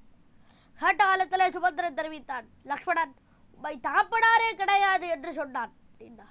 உடனே என்ன சொன்னான் அதை நன்றாக விவரமாக சொல், லக்ஷ்மணன் என்ன சொன்னான் என்பதை விவரமாக சொல் அப்படின்னு தெரிவித்தான் தசரதன். தெரிவித்த காலத்தில் அப்பொழுது சுபத்ரன் தெரிவிக்கிறான், நான் அங்கே லக்ஷ்மணரை விட்டு விட்டேன். ராம லக்ஷ்மணர் சீதை 3 பேரை விட்டேன். விட்டு திரும்பி வரக்கூடிய காலத்தில் என்ன நடந்தது அதை விரிவாக சொல்கிறேன். சரிதப்பட்டவனே, மத்வஸ்வா நிவர்த்தஸ்யா ந பிராவர்த்தந்த வத்மணி உஷ்ணமஸ்ரு விமுச்சந்தோ ராமே சம்பிரஸ்திதே அவனம். அது ஒரு அற்புதமான ஸ்லோகம். அதை தெரிவித்தான். சாதாரணத்தை தெரிவிக்கிறேன். மமத்வஸ்வா என்னுடைய குதிரையானது நிவர்த்தஸ்யா திரும்பி வருவதற்கு நப்ராவர்த்தந்த வத்மணி அதற்கு இஷ்டமே கிடையாது. ஒரு காலத்திலே எனக்கு திரும்பி வர்றதுக்கு இஷ்டம் கிடையாது. என்ன ராமனோடையே கூட காட்டுக்கு போனோம்னு ரொம்ப ஆசை. அதுக்கு உஷ்ணமஸ்ரு விமுச்சந்தோ அதை என்ன பண்ணிட்டு ராமனை விட்டு பிரிந்தபடினாலே நல்ல உஷ்ணமான கண்ணீர் அதை பெருக்கிட்டு அந்த குதிரைகளானது. உஷ்ணமஸ்ரு விமுச்சந்தோ ராமே சம்பிரஸ்திதே வனம். ராமன் காற்றுக்கு போன துக்கம் அவைகளுக்கும் உண்டு, அந்த குதிரைகளுக்கும் உண்டு என்று தெரிவித்தான். அதற்கு வியாக்கியானம் செய்கிறார்கள் நம்முடைய பூர்வர்கள்.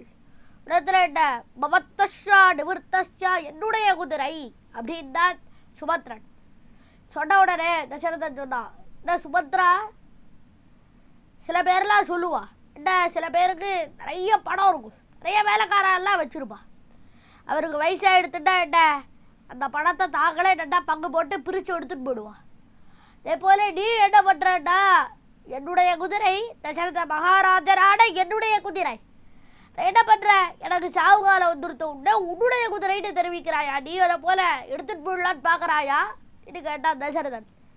நிறைய சொன்னா சுபத்ரன், ஐயோ அது என்ன கிடையாது, எனக்கு நான் என்ன தெரியுமா மமத்வஸ்வா அஸ்வசாஸ்திரம் அப்படின்னு ஒன்று உண்டு. அஸ்வசாஸ்திரம்னா என்ன, குதிரை ஓட்டுறதுக்கு நன்னா தெரிஞ்சிருக்கணும்.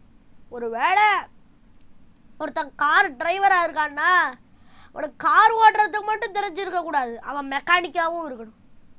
அப்போ தான் நடுவழியில் எங்கேயாவது கார் நின்று எடுத்தோம்னா அந்த காரில் வேலை பார்க்கறதுக்கு அவனுக்கு தெரிஞ்சிருக்கணும். இல்லைன்னா எங்கேயாவது போய் காரை நின்றுட்டு அப்புறம் எப்படி போகிறது, மேலே போக முடியாது. அதனால் அவன் மெக்கானிக்காகவும் இருக்கணும், அப்போ தான் கார் டிரைவராக இருக்க முடியும். அதே போல் அஸ்வசாஸ்திரம்னு ஒன்று உண்டு. இந்த அஸ்வசாஸ்திரத்தை நல்லா படிச்சிருந்தாதான் தேர் ஓட்டுறது சுலபம். அப்பொழுதுதான் சுலபமாக இருக்கும், எதுவும் பிரச்சனை எதுவும் நடுவில் வராது. அதனால் இந்த அஸ்வசாஸ்திரத்தை நான் கற்றிருக்கிறேன். அதில் என்னென்னா அந்த அஸ்வசாஸ்திரத்தின் படிதான் இத்தனை நாளாக இந்த குதிரைகளை நான் ஓட்டி வந்தேன். அப்படிப்பட்ட என்னுடைய குதிரைகள் இது. இந்த அஸ்வசாஸ்திரத்தை கொண்டு நான் ஓட்டி வந்த என்னுடைய குதிரைகள் இது. அப்படிப்பட்ட குதிரைகள் அது என்னாச்சு தெரியுமா, மமத்வஸ்வா நிவர்த்தஸ்ய என்னுடைய கட்டுப்பாட்டில் இருக்க வேண்டிய குதிரைகள் அது. அது என்ன ஆயிடுச்சு, நிவர்த்தஸ்ய திரும்பி வரத்துக்கு அதில் இஷ்டமே கிடையாது. நப்ராவர்த்தந்த வத்மணி போகக்கூடிய காலத்தில் என்னாச்சுன்னா நன்னா ராவண சுமந்துட்டுதோ இல்லையோ வேகம் கிடச்சிது. ஆஹா நன்னா போகலாம் அப்படின்னு நன்னா கிடு கிடு கிடு கிடு வேகமாக ஓடி போச்சு. நன்றாக போயிட்டு அந்த குதிரைகளானது அந்த அந்த பாதை காற்றுக்கு எப்படி போனமோ அப்படிப்பட்ட பாதையிலே போயிட்டு ராவனை விட்டுட்டு திரும்பி வரணும்னு தெரிஞ்சதோ இல்லையோ, ராவன் காட்டுக்கு போகிறான்னு தெரிஞ்சதோ இல்லையோ, குதிரைகள் பார்த்தது ராவனை தனியாக விட்டுட்டு வரணுமா அப்படின்ட்டு அயோத்தியை நோக்கி வர மாட்டேங்கிறது, காட்டை நோக்கி போகிறது. திருப்பி அயோத்தியை நோக்கி வர மாட்டேங்கிறது, அந்த பாதையில் வரவே மாட்டேங்கிறது. எல்லா பக்கமும் உலாவிட்டு காட்டை தேடி போகிறது அந்த குதிரைகளானது. பிடிச்சி அடக்கி கஷ்டப்பட்டு அயோத்தியை நோக்கி கொண்டு வருதுக்கே உணவு கஷ்டம். உஷ்டமஸ்ரு விமுச்சந்தோ உஷ்டமஸ்ரு அந்த கண்கள்லேருந்து அப்படியே கண்ணீர் அப்படியே பெருகிறது. இந்த கண்ணீரானது எப்படி இருக்குன்னா அப்படியே உஷ்டமாக குதிக்கிறது அந்த கண்ணீர். அப்படிப்பட்ட கண்ணீரை அப்படியே பெருக்கிறது அந்த குதிரைகளானது. என்ன அப்படி பெருக்கி கொண்டு ராமன் சம்பிரஸ்திதே வனம். ராமன் காற்றுக்கு போனானே அது என்ன, அந்த குதிரைகளுக்கும் அந்த அந்த துக்கம் உண்டு. துக்கத்தினால என்ன பண்ணுறதுன்னா கண்ணீரை பெருக்கிறது. சரியான பாதையில் வர மாட்டேங்கிறது, அரண்மனையை நோக்கி வர மாட்டேங்கிறது, அயோத்தியை நோக்கி வர மாட்டேங்கிறது, காட்டை நோக்கி ஓடுறது. அப்படிப்பட்ட குதிரைகள் அதை அடக்கி திருப்பி கஷ்டப்பட்டு இந்த பக்கம் ஓட்டிட்டு வரத்துக்குள்ள நான் பட்ட பாடு இருக்கேன், அதை சொல்லி முடிக்கவே முடியாது. அவ்வளோ கஷ்டப்பட்டு அந்த குதிரைகளை ஓட்டி வந்தேன். அதனால் என்ன, அந்த குதிரைகளுக்கும் ராமனை பிரிந்த துக்கம் உண்டு, அவைகளுக்கும் அந்த துக்கம் உண்டு என்று நாம் பார்க்கிறோம். வேலே லக்ஷ்மணன் என்ன வார்த்தை தெரிவித்தான் அதை விவரமாக தெரிவிக்கிறான் சுபத்ரன். இதிலிருந்து நாம் என்ன தெரிந்து கொள்கிறோம்? நாளை தினம் பார்ப்போமா? சொல்ல சொல்ல இடிக்கும். எப்படி இடிக்கிறது பார்ப்போம்.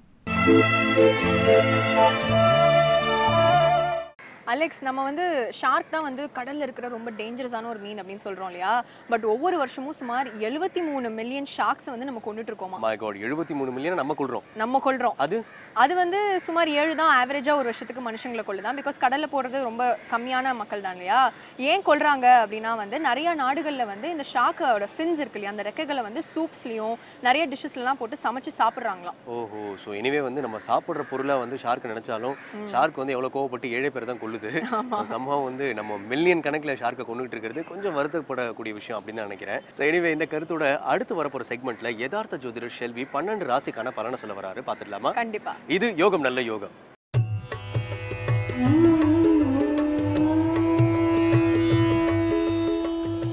வேந்தர் டிவி நேயர்களுக்கு அனைவருக்கும் இனிய காலை வணக்கம்.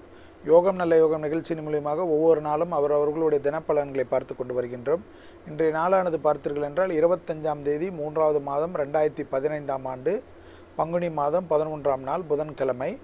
ஒவ்வொரு ராசிக்கு உண்டான தினப்பலன்களை பார்ப்போமாக. முதலாவதாக பார்க்கக்கூடிய ராசியானது மேஷராசி. மேஷராசிக்கு இன்றைய நாள் அற்புதமும் ஆனந்தத்தையும் ஏற்படுத்தி தருவதுடன் எதிர்பார்க்காத பண வரவுக்கு உண்டான உத்தரவாதமும் நல்ல செய்தியும் நல்ல விஷயங்களும் பெரிய அளவுக்கு லாபமும் அவர்களுடைய திசாபுத்திகள் நன்றாக நடக்கின்ற பட்சத்தில் பெரிய மனிதர்களின் சந்திப்பதன் மூலமாக மிக மகிழ்ச்சியும் அனுகூலமும் காணப்படுவதற்குண்டான சாத்தியக்கூறுகள் காணப்படுகிறது. பிள்ளைகளுடைய தேக ஆரோக்கியத்தில் மட்டும் சிறிது கவனம், குறிப்பாக அவர்களுடைய சளி தொந்தரவு பாதிப்புகள் எல்லாம் இருந்தால் சிறிது கவனமாக கையாளுவது நன்மை ஏற்படுத்தி தரும். அதே சமயம் மேஷராசிக்காரர்களுக்கு துணை அல்லது துணைவியாருடன் சிறு வாக்குவாதங்கள் இல்லாமல் இருப்பது புத்திசாலித்தனமான அமைப்பு. அடுத்ததாக நாம் பார்க்கக்கூடிய ராசிக்காரர்கள் ரிஷபராசிக்காரர்கள். ரிஷபராசிக்காரர்களுக்கு வெளிவட்டாரமோ தொழிலிலோ உத்தியோகத்திலோ எந்தவித பிரச்சனைகளும் நிச்சயமாக காணப்படாது. தொலைதூர செய்திகள் நன்மைகள் ஏற்படலாம். அதே சமயம் பிள்ளைகள் மற்றும் துணை அல்லது துணைவியாருடன் சிறு வாக்குவாதங்கள் இன்றைய நல்ல நாளை நல்ல பொழுதை கெடுத்துவிடும் என்பதை நினைவில் வைத்துக் கொள்ளுங்கள். வெளிவட்டாரமெல்லாம் ஆஹா ஓஹோ என்று புகழ்ந்தாலும் குடும்ப விஷயத்தில் இவ்வளோ கோபமோ இவ்வளோ குரோதமோ உங்களுக்கு எதற்காக வருகிறது என்பதை நீங்கள் பொறுமையாக யோசித்துக் கொள்ளுங்கள். உங்களுக்கு நல்லது கெட்டது என்றால் அவர்கள்தான் உங்களுடன் இருக்கப் போகிறார்கள் என்பதையும் நினைவில் வைத்துக் கொள்ளுங்கள். எனவே வெளி உலகத்திற்காக இரத்த பந்த உறவுகள் குடும்பத்தினரிடம் வீணாக சண்டை சச்சரவு கூடாது. அடுத்ததாக நாம் பார்க்கக்கூடிய ராசிக்காரர்கள் மிதுன ராசிக்காரர்கள். மிதுன ராசிக்காரர்களுக்கு வாய் வார்த்தை தனம் கெடும் என்பதனால் பொறுமையாக முடியாத விஷயத்தை முடியாது என்பதும் பிறருக்காக மெச்ச வேண்டும் என்பதற்காக தேவையில்லாத விஷயத்தில் தலையிடுவதும் கூடவே கூடாது. படிப்படியாக நல்ல முன்னேற்றம், நல்ல செய்திகள், அரசு துறை அரசாங்கத்துறையில் இருப்பவர்களுக்கு மிகப்பெரிய யோகம் அனுகூலம். உங்களுடைய பதவி உயர்வு தடைப்பட்டிருந்த காரிய அமைப்பெல்லாம் படிப்படியாக சீராவதுடன் எடுத்த காரியத்தில் ஜெயம், அனுகூலம், யோகம், தொலைதூர செய்திகள், நன்மைகள், ஒன்றன் பின் ஒன்றாக ஆலோசனைகள் எல்லாம் கிடைப்பதற்குண்டான சாத்தியக்கூறுகள் நன்மையாக அமைப்பாக காணப்படுகிறது. அதே சமயம் வாய் வார்த்தைகளில் சிறிது தேர்ந்தடவை வார்த்தை மிக முக்கியம். கண்டிப்பாக பொய் சொல்வதை மட்டும் கூடவே கூடாது என்பதை மிதுன ராசிக்காரர்கள் உணர்ந்து கொள்ள வேண்டும். அடுத்ததாக நாம் பார்க்கக்கூடிய ராசிக்காரர்கள் கடகராசிக்காரர்கள். லாபம் இன்று எப்படியாவது வரும். எனவே பணத்தினால் ஏற்பட்டிருந்தது புதிதாக பணத்தை எதிர்நோக்கி இருந்தவர்கள், கொடுக்கல் வாங்கல் பிரச்சனைகள் இருந்தவர்கள் நிச்சயமாக அது நல்ல முடிவு வரும். எடுத்த காரியத்தில் ஜெயம் ஏற்படும். உங்களுடைய தேக ஆரோக்கியத்திற்கும் தந்தைக்கும் தந்தையார் வழி உறவுகளுக்கும் விஷயத்தில் மிக கவனமாக இருப்பதும், தந்தையாருடைய உடல்நிலையில் ஏதேனும் குறைய இருந்தால் மருத்துவ ஆலோசனை பெற்றுக்கொள்வது மட்டும் கவனத்தில் கொள்க. மற்றபடி எல்லா விஷயமும் அனுகூலமும் பிராப்தமும் லாபத்தின் அளவு அதிகரிப்பதும், எதிர்பார்க்காத இடத்திலிருந்து நல்ல செய்தி வருவதும், அசையும் அசையா பொருள் வாங்குவது போன்ற விஷயங்கள்லாம் அனுகூலத்தை ஏற்படுத்தி தரும். உத்தியோகத்தில் மேன்மையடையக்கூடிய நல்ல நாள். அடுத்ததாக நாம் பார்க்கக்கூடிய ராசிக்காரர்கள் சிம்ம ராசிக்காரர்கள். சிம்ம ராசிக்காரர்களுக்கு இன்றைய நாளில் பார்த்தீர்கள் என்றால் கண்டிப்பாக உத்தியோகத்தில் காணப்பட்டிருந்த மன கஷ்டம் பரிபூர்ண நிவர்த்தி ஏற்படும். எதை செய்கிறோம், ஏன் நமக்கு இப்படி ஒரு சித்திரவதை, மேலதிகாரிகளுக்கு நமக்கு என்ன பிரச்சனை, நான் எதை செய்தாலும் அவர் கோபப்படுகிறாரே, எதை செய்தாலும் என்னையே குறை சொல்கிறாரே என்று நீங்கள் வருத்தப்படுவதெல்லாம் இன்று முடிவுக்கு வரும் என்பதனால் சிம்மராசிக்காரர்கள் தைரியம் சந்தோஷத்துடன் இருங்கள். பெரிய அளவுக்கு நல்ல செய்தி வரக்கூடிய நல்ல நாளாக காணப்படுகிறது. அவரவர்கள் திசாபுத்திக்கு நன்றாக இருக்கின்ற பட்சத்தில் மிகப்பெரிய யோகம், பணவரவில் உண்டான அமைப்புகள் எல்லாம் காணப்பட்டாலும் சட்டத்திற்கு புறம்பானவர்கள் நிலையில் கூட உங்களை அண்டாமல் பாதுகாத்து கொள்வது தான் மிக மிக நன்மையான அமைப்பு. வழக்கு போன்ற விஷயத்தில் தனிப்பட்ட கவனம் தேவை என்பதை நினைவில் வைத்துக் கொள்ளுங்கள். அடுத்ததாக நாம் பார்க்கக்கூடிய ராசிக்காரர்கள் கன்னியா ராசிக்காரர்கள். கன்னியா ராசிக்காரர்களுக்கு இன்றைய நாள் பார்த்தீர்கள் என்றால் நல்ல அமைப்பு, அனுகூல பிராப்தம் எல்லாம் காணப்பட்டாலும் தந்தை வழி உறவு விஷயத்தில் உங்களுக்கும் சிறு வாக்குவாதங்கள் இல்லாமல் இருப்பதும், தந்தையாருடைய தேக ஆரோக்கியத்தில் அதிக முக்கியத்துவம் கொடுப்பதும் மிக மிக முக்கியம் என்பதை கன்னியாராசிக்காரர்கள் உணர்ந்து கொள்ள வேண்டும். எடுத்த காரியத்தில் ஜெயமும் அனுகூலம் காணப்பட்டாலும் சுபகாரிய தடைகள் சிறிது காணப்படுகிறதுனால் குலதெய்வ வழிபாட்டை உடனடியாக முடித்து கொள்ளுங்கள். துணை அல்லது துணைவியாருடன் தேக ஆரோக்கியத்திலோ அல்லது கருத்து வேற்றுமையோ பெரிதாகலாம். சிலர் உங்களுடைய குடும்ப விஷயத்தில் அந்நியர் தலையீடோ, மூன்றாம் நபர் தலையீடோ, உறவினர் தலையீடோ கூடவே கூடாது என்பதை, குடும்ப விஷயத்தில் 4 செவற்றுக்குள்ளான எல்லா பிரச்சனையும் 4 செவற்றுக்குள்ளே முடித்துக் கொள்வது நன்மை தரும். அடுத்ததாக நாம் பார்க்கக்கூடிய ராசிக்காரர்கள் துளாராசிக்காரர்கள். துளாராசிக்காரர்களுக்கு ஏற்றம், அனுகூலம், லாபம் எல்லாம் காணப்படக்கூடிய அமைப்புகள். அரசுத்துறை, உத்தியோகத்துறை, கலைத்துறை, படைப்பாளிகளுக்கு பாராட்டு எல்லாம் அனுகூலங்கள் காணப்பட்டாலும் சந்திராஷ்டம அமைப்பில் உள்ளீர்கள் என்பதனால் குடும்ப விஷயத்தில் துணை அல்லது துணைவியாருடைய தேக ஆரோக்கியத்திலும் அவர்களுடன் வாக்குவாதத்தை மட்டும் தவிர்த்து கொள்வது நன்மை தரும். ஞாபகத்தில் வைத்துக் கொள்ளுங்கள், ஜென்ம சனி தான் முடிந்து உள்ளது. 7 சனியில் அமைப்பில் தான் உள்ளீர்கள் என்பதை நினைவில் வைத்துக் கொள்ளுங்கள். உத்தியோகத்தில் யாரை பற்றி புறங்கூறுவது பெருமளவு சிக்கல்களை ஏற்படுத்தி விடலாம். எனவே எல்லாம் நன்மைகள் காணப்பட்டாலும் வாய் வார்த்தைகளில் ஆக்ரோஷப்படுவது, மூஞ்சி காட்டுவது, முகத்தை காட்டுவதெல்லாம் குடும்பத்தில் கூடாது. இன்முகத்துடன் சிரித்த முகத்துடன் ஆணாக இருந்தாலும் பெண்ணாக இருந்தாலும் இருந்தால்தான் பிரச்சனைகள் இல்லாமல் இன்றைய நாள் கழியும். அடுத்ததாக பார்க்கக்கூடிய ராசிக்காரர்கள் விருச்சிக ராசிக்காரர்கள். விருச்சிக ராசிக்காரர்களுக்கு பிள்ளைகளுடன் தேவையில்லாத வாக்குவாதம் இன்று மொத்த பொழுதையும் கெடுத்துவிடும். அவர்களை பற்றி உங்கள் கணவரிடமோ அல்லது மனைவியிடமோ குறை கூறுவதனால் அவர்களுக்கு உங்களுக்கும் கூட தேவையில்லாத ஆக்ரோஷமான பேச்சுவார்த்தைகள் ஏற்பட்டு விடலாம். வெளிவட்டாரம் ஆனந்தம், லாபம், கடல் கடந்த பயணங்கள் அனுகூலங்கள், தொடர்ச்சியான பயணங்கள் மூலமாக லாபம், பணவரவுக்கு ஒரு பிரச்சனையும் காணப்படவில்லை என்றாலும் குடும்பத்தில் எதற்கு இவ்வளோ ஆக்ரோஷம், இவ்வளோ கோபம், உங்களுடன் இருப்பவர்களிடம் இவ்வளோ கோபம் தேவையா என்பதை பொறுமையாக யோசித்தாலே அதிலிருந்து வெளியில் வந்து விடுவீர்கள். எனவே பொறுமை குடும்ப விஷயத்தில். அடுத்ததாக நாம் பார்க்கக்கூடிய ராசிக்காரர்கள் தனுசு ராசிக்காரர்கள். நினைத்த காரியம் இன்று நிறைவேறும். தொலைதூர செய்திகள் நன்மைகள் ஏற்படும். கண்டிப்பாக பணவரவில் யோகம் கிடைக்கும். பல விதத்தில் நன்மைகளும் அனுகூலங்களும் படிப்படியாக நல்ல முன்னேற்றத்தை ஏற்படுத்தி தரும். தொலைதூர விஷயங்கள் நன்மைகள் ஏற்படுவதனால் ஒரு புதிதாக ஒரு அறிமுகங்கள்னால் பெரிய அளவு ஏற்றம் அனுகூலம் காணப்படும். மனதில் காணப்பட்டிருந்த இனப்புரியாத பய அமைப்பு பரிபூர்ண நிவர்த்தி ஏற்படும். தேகாரோக்கியத்தில் காணப்பட்ட பிரச்சனைகளுக்கு நல்ல தீர்வு கிடைக்கும். மனதில் இன்று ஒரு சந்தோஷமான அமைப்புக்கு உண்டான உத்தரவாதம் கிடைக்கக்கூடிய நாளாக காணப்படுகிறது. அடுத்ததாக நாம் பார்க்கக்கூடிய ராசியானது மகர ராசிக்காரர்கள். மகர ராசிக்காரர்கள் அடிவயிற்றில் கழிவு போன்ற பிரச்சனைகள், அசிடிட்டி போன்ற விஷயத்தில் மிக கவனம். பிள்ளைகளுடைய தேக ஆரோக்கியம் மிக மிக கவனம். பிள்ளைகளுக்கு உங்களுக்கும் எந்தவித சண்டை சச்சரவு வேண்டாம். பிள்ளைகளுடைய விஷயத்தில், பிள்ளைகளுடைய நடத்தையில், பிள்ளைகளுடைய நட்பு விஷயத்தில் இன்று ஒரு விதமான கவனம் இருந்தால் போதும். அவர்கள் வண்டி வாகனத்தில் மிக நிதானமுடன் செல்லுமாறு அன்புடன் கூறுங்கள். மற்றபடி உத்தியோகத்திலோ அரசு துறையிலோ படைப்பாளிகளுக்கு மிகப்பெரிய அனுகூலங்கள் காணப்படும். படைப்பாளிகளுடைய படைப்புகள் பலரால் ஏற்றுக்கொள்ளப்பட்டு அங்கீகாரம் கிடைத்து பாராட்டும் அனுகூலம் கிடைப்பதனால் மற்றற்ற மகிழ்ச்சியும் அனுகூலம் பெறுவதற்குண்டான நல்ல நாளாக இன்றைய நாள் மகர ராசிக்காரர்களுக்கு காணப்படுகிறது. அடுத்ததாக நாம் பார்க்கக்கூடிய ராசிக்காரர்கள் கும்பராசிக்காரர்கள். தாய் வழி உறவுகளுக்கும் உங்களுக்கும் வாக்குவாதம் வேண்டாம். உடன் பிறந்த ஒரு விஷயத்தில் வன்மம் வேண்டாம். எடுத்த காரியத்தில் ஜெயம் அனுகூலம் காணப்பட்டாலும் வாக்குஸ்தானத்தில் உள்ள சூரியனின் சஞ்சாரம் ஆக்ரோஷப்படுவது, பழிவாங்கக்கூடிய எண்ணமெல்லாம் ஏற்படுத்திவிடும். எப்பொழுதும் மற்றவர்களை குறை கூறுகின்ற எண்ணத்திலிருந்து நீங்கிக் கொள்ளுங்கள். உங்கள் குறையை கண்ணாடி முன்னாடி இருந்து திருத்திக் கொள்ளுங்கள். எல்லாம் பொறுமையாக இருந்தாலே நன்மை ஏற்படுத்தி தரும். இந்த உலகத்தில் மற்றவர்களை பற்றி குறை கூறுவதற்கு யாருக்கும் எந்தவித யோகிதம் இல்லை. ஒவ்வொருத்தருடைய முகத்தையும் அவரவர்கள் கண்ணாடியில் பார்த்தால் அவர்கள் எந்த விதமான குறைக்கு ஆளானவர்கள் என்று தெரிந்துவிடும். ஃபஸ்ட்டு நம்ம குறைகளை களைவதற்கு முற்படுங்கள். அதுவே உங்களுக்கு நன்மை ஏற்படுத்தி தரும். சனியின் சஞ்சாரம் 10ஆம் இடத்தில் இருப்பதனால் தேவையில்லாத உத்தியோகத்தில் பிறர் கூறுவதோ அல்லது நீங்கள் பிறரை பற்றி கூறுவதோ பெரிய அளவு உத்தியோக பாதிப்பை ஏற்படுத்தி விடலாம் என்பதை இன்றைய நாளில் கவனத்தில் கொள்க.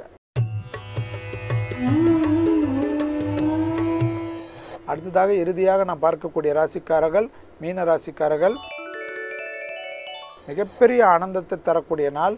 எடுத்த காரியம் ஜெயம் ஏற்படும். புதிய பொருள் சேர்க்கை, சுபகாரிய தடைகள் பரிபூர்ண நிவர்த்தி, பெரிய மனிதர்களை சந்திப்பதினால் மிகப்பெரிய மற்றற்ற மகிழ்ச்சி, அனுகூலம். பிள்ளைகள் வாழ்க்கையில் பெரிய அளவுக்கு அனுகூலமும் நல்ல செய்தியும் நல்ல சுபகாரிய தடைகள் நிவர்த்தி ஏற்படுவதை கண்கூடாக பார்த்து உணரலாம். ஒரு நல்ல செய்தி உங்கள் வாழ்க்கையை மேன்மையடுத்தக்கூடிய அளவுக்கு பெரிய மனிதர்கள் மூலமாக கிடைக்கப் பெறுவீர்கள். அரசு துறை அரசு உத்தியோகத்தில் இருப்பவர்கள் மட்டும் சிறிது கவனம். உங்களிடம் இருக்கின்ற சிலருடைய சூழ்ச்சியால் நீங்கள் பாதிப்படையலாம். மிக மிக கவனம் அரசாங்கத்துறையில் இருப்ப மீனராசிக்காரர்கள் மட்டும்.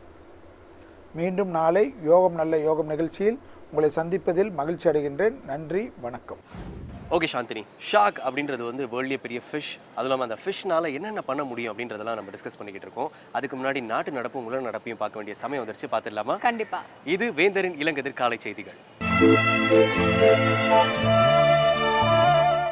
அலெக்ஸ், இந்த ஷார்க்ஸ்லாம் எவ்வளோ சாப்பிடணும் உங்களுக்கு தெரியுமா? ஷார்க் என்ன அதுக்கேற்ற மாதிரி சாப்பிடுவோம், கொஞ்சம் ஹெவியாக தான் சாப்பிடுவோம் கண்டிப்பாக. ஆமாம், இதுலேயே வந்து வேல் ஷார்க் அப்படின்னு ஒரு ஸ்பீஷீஸ் இருக்குது இந்த சுறா மீன்லேயே. அதுதான் வந்து ஷார்க்ஸ்லேயே ரொம்ப பெரிய மீன். வேல்னு சொன்னாலே ஆமாம், வேல் ஷார்க். ஆமாம், ஸோ உங்களுக்கு தெரிஞ்சிருக்கும். அது சும்மா 11 tons of food every year எடுக்குதான். My god, 11 tons of food. ஆமாம், ஸோ அது எவ்வளோ மீனை எவ்வளோ பேர் கொண்டிருக்கோம்னு பார்த்துக்கோங்க. ஆனால் நம்ம வந்து 1/2 ton food தான் சாப்பிட்றோமா. ஸோ ஒரு கம்பேரிசன் மாதிரி கொடுத்துருந்தாங்க. 1/2 ton எங்கே இருக்குது, 11 ton எங்கே இருக்குது. ஆமாம். ஸோ எனிவே அழகாக சொன்னீங்க. இதை தொடர்ந்து நம்மளுக்கான சூப்பரான 2 டிஃபன் ஐட்டம் செஞ்சு காட்ட வந்திருக்காரு அஞ்சப்பர் ஹோட்டல் செஃப். பார்த்துடலாமா? கண்டிப்பா. இது டிஃபன் பாக்ஸ்.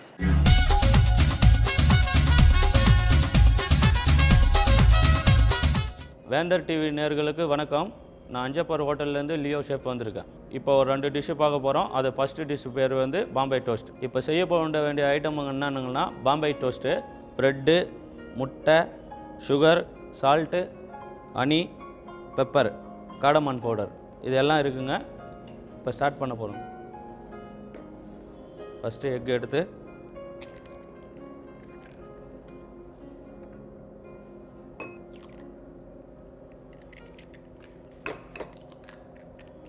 அடுத்தது இப்போ நம்ம சால்ட்டு போட போகிறோம். கொஞ்சம் காடமன் பவுடர், கொஞ்சம் சுகர், கொஞ்சம் ஹனி. இதை வந்து நல்லா ஃபோர்க்கில் அடிச்சுக்கணும்.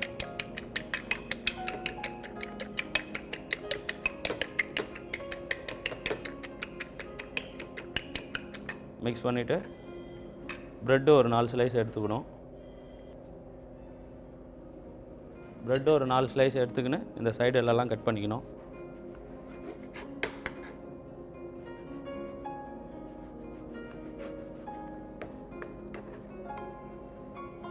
இதை அவுட் பண்ணிடணும். இப்போ வந்து பாம்பே டோஸ்ட்டை வந்து டோஸ்ட் பண்ண போகிறோம். லைட்டர் பார்த்து வச்சுட்டோம். நான்ஸ்டிக் வச்சுட்டோம். நான்ஸ்டிக்கை வச்சுட்டு கொஞ்சம் லைட்டாக பட்டர் ஆட் பண்ணணும். கொஞ்சமாக ஆயில்.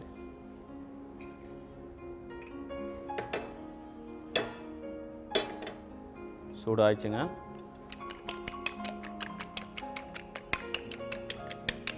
அந்த egg, cardamom powder, sugar, honey, salt எல்லாம் மிக்ஸ் பண்ணி வச்சுருக்குறோங்களா, அதில் வந்து இப்போ ப்ரெட்டை டீப் பண்ணிவிட்டு அப்படியே ஃப்ரை பேனில் போடணும்.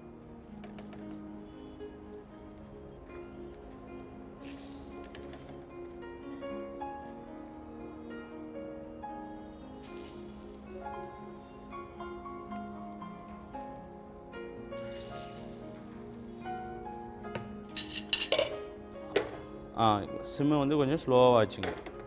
ஸ்லோவாக வச்சிங்கன்னா கரியாது. கோல்டன் ப்ரௌன் கலரில் வரும் இது.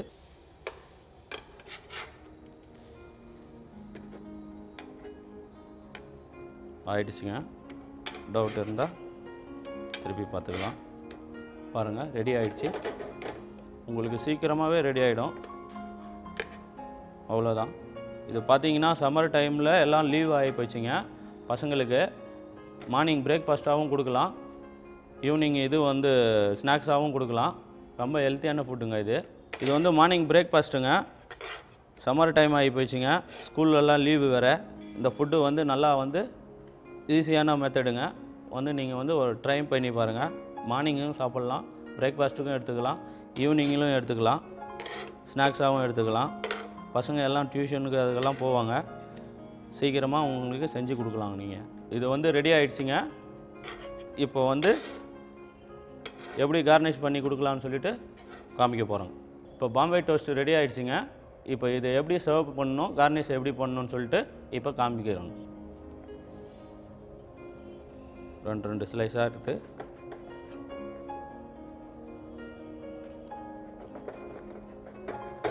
இருக்கும். ப்ளேட் எடுத்து ஒரு பீஸா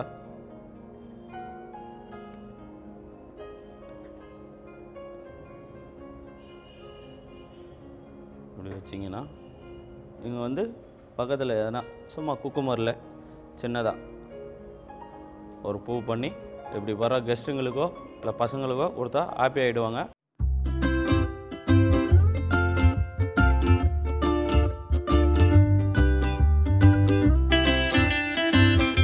ஃபஸ்ட்டு வந்து பாம்பே டோஸ்ட்டு பண்ணி காமிச்சோம்.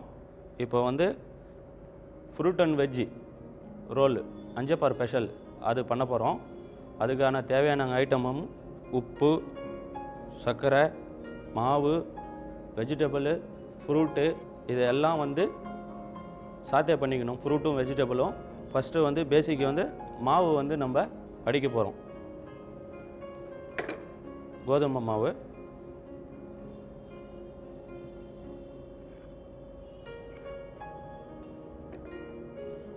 போட்டுக்கிறோம். உப்பு, சர்க்கரை, கொஞ்சம் இந்த ஆயில் வந்து எதுக்கு வரும்னா நான் கொஞ்சம் நல்லா சாஃப்டாக வரும் சப்பாத்தி. அடுத்தது ஒட்டாது. தேவையான அளவு தண்ணி,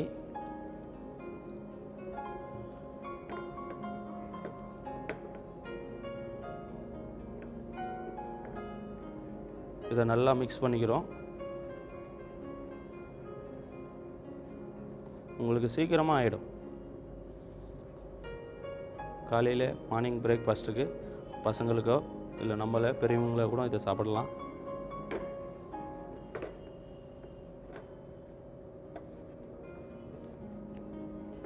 மாவு ரெடி ஆயிடுச்சுங்க. இப்போ வந்து பால் பண்ணி வச்சுக்கிறோம். சும்மா கொஞ்சமாக போட்டால் கூட ஒரு 4 சப்பாத்தி ஒரு 10 நிமிஷமோ 15 நிமிஷமோ இதை செப்பரேட்டாக கொஞ்சம் நேரம் வச்சுட்டு அதுக்கப்புறம் ரோலுக்கு தகுந்த வந்து ஆனியன், கேப்சிகம், ஃப்ரூட்டு எல்லாம் போட்டு சாத்தே பண்ணிவிட்டு இந்த ஷீட் அடிச்சுட்டு இது மேலே ரோல் பண்ணி கொடுக்குறோம். இப்போ எப்படி சாத்தே பண்ணலான்னு சொல்லிட்டுங்க சொல்கிறாங்க. ஃப்ரை பேன் வைக்கிறோம். ஃப்ரை பேன் வச்சு கொஞ்சம் நேரம் விட்டு நல்லா ஃப்ரை பேன் சூடு பண்ண உடனே கொஞ்சம் பட்டரை ஆட் பண்ணுறோம்.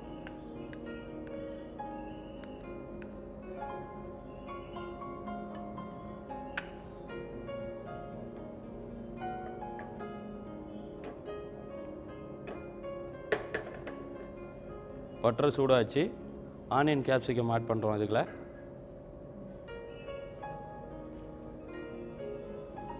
ஆனியன் கேப்சிகம் போட்ட உடனே லைட்டாக இதை ஃப்ரை பண்ணுறோம்.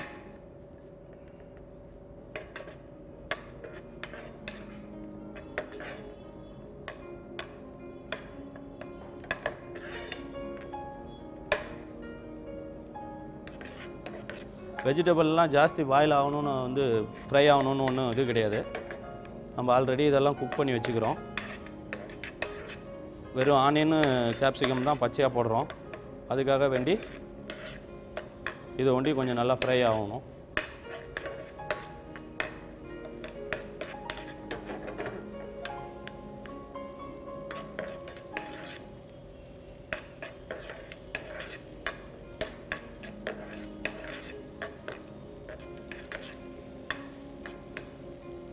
இது கூட வந்து கோபி, கேரட்டு, பீன்ஸு இதெல்லாம் போட்டிருக்கோம்.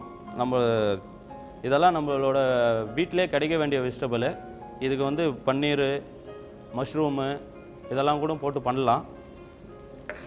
அதெல்லாம் நம்மக்கிட்ட இருக்காதுன்னு சொல்லிட்டு இது வந்து சிம்பிள் மெத்தடுங்க. வீட்டில் இருக்கிற மாதிரி வெஜிடபிள் ஆட் பண்ணிட்டோம். வெஜிடபிள் போட்டுட்டு நல்லா இப்படி சாத்தே பண்ணுறோம்.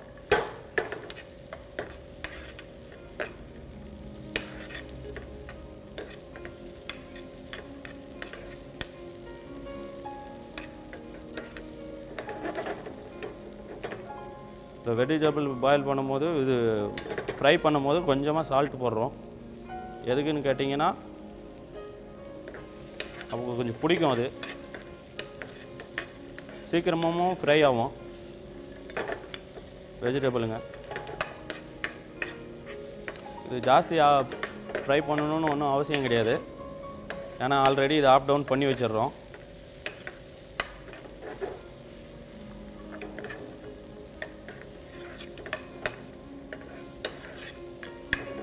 வேறு எதுவும் கிடையாதுங்க. வீட்டில் வேறு அந்த மசாலாலாம் எதுவும் கிடையாது.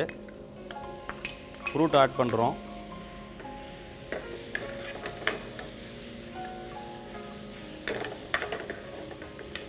ஃப்ரூட் ஆட் பண்ணிவிட்டு நிறைய நேரம் வந்து சாத்தே பண்ணக்கூடாது. இதை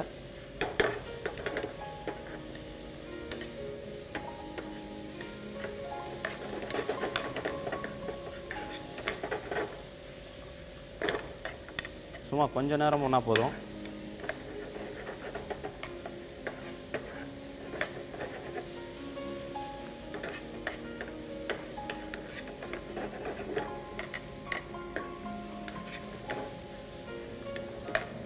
ஃப்ரூட் போட்டதால கொஞ்சம் நல்லா கொஞ்சம் ஸ்வீட்டாக இருக்கிற மாதிரி இருக்கும். லைட்டாக தேன் ஊற்றிக்கலாம்.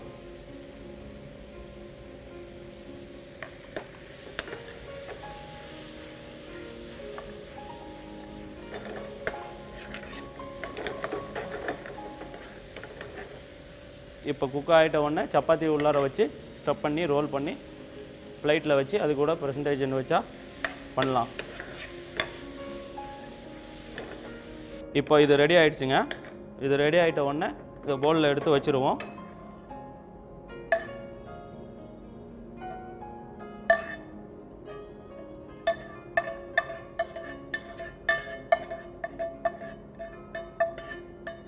இப்போ இது பவுலில் வச்சாச்சு. சப்பாத்தி உள்ளார வச்சு எப்படி போடுறதுன்னு சொல்கிறோம். இப்போ ஃப்ரூட் ரோல் வந்து சப்பாத்தி கூட ரோல் பண்ணுறோம். ஸ்டஃப் பண்ணிவிட்டு இது கொஞ்சமாக போட்டுட்டு இப்படி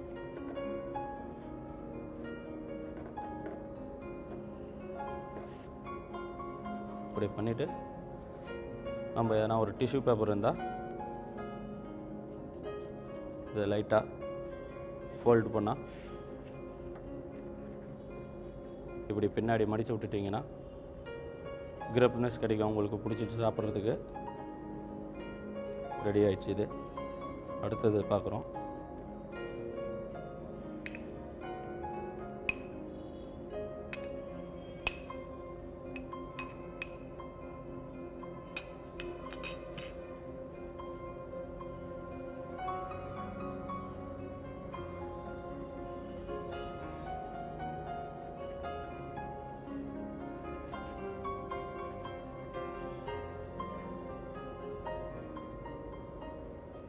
இப்போ ரெடி ஆகிடுச்சுங்க.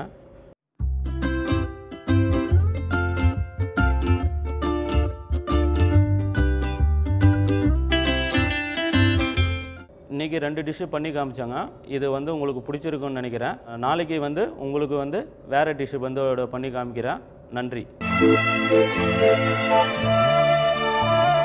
சாந்தினி, ஷார்க்கில் வந்து நிறைய கேட்டகரைசேஷன் இருக்கும் இல்லையா? இதில் வந்து ஒரு சில ஷார்க் வந்து ஸ்ட்ராங்காக இருக்கும், சில ஷார்க் வந்து ரொம்ப ஸ்பீடாக ஸ்விம் பண்ணுறதா இருக்கும், சில ஷார்க் வந்து கேள்விப்பட்டிருப்பீங்க பைட்டிங் எபிலிட்டி பயங்கர ஹெவியாக இருக்கும் அப்படின்னு கேள்விப்பட்டிருப்பீங்க இல்லையா? ஸோ இதில் வந்து கிரீன்லாண்ட் ஷார்க் அப்படின்னு சொல்லிட்டு ஒரு பர்டிகுலர் வெரைட்டி இருக்குது. இந்த ஷார்க் வந்து கிட்டத்தட்ட 7200 ஃபீட் வந்து அடியில் ஸ்விம் பண்ணுவோம். ஸோ இந்த மாதிரி 2200 மீட்டர்ஸ்க்கு அடியில் ஸ்விம் பண்ணுற ஷார்க் வந்து ரொம்ப ரேர். அதில் வந்து இந்த கிரீன்லேண்ட் ஷார்க் வந்து நம்பர் 1ல இருக்குது. ஸோ எனிவே வந்து ரொம்ப அண்டர் வாட்டர் நீங்கள் போனீங்கனாலும் அங்கே ஒரு ஷார்க் இருக்கிறதுக்கு உங்களை சர்ப்ரைஸ் பண்ணுறதுக்கு ரெடியாக இருக்குது அப்படின்னு நினச்சிக்கோங்க. ஓகே, எல்லா இடத்துலையும் இப்போ ஓஷனில் நமக்காக டேஞ்சர் காத்துக்கிட்டு இருக்கு. கண்டிப்பாக. சரி, ஓகே. இதை தொடர்ந்து குழந்தை பிறப்பு பயிற்சியாளர் ஆனந்தி ரகுபதி பேரண்டிங் டிப்ஸ் பற்றி நமக்காக சொல்ல வந்திருக்காங்க. பார்த்துடலாமா? பார்த்துடலாம். இது சுகமான சுமைகள்.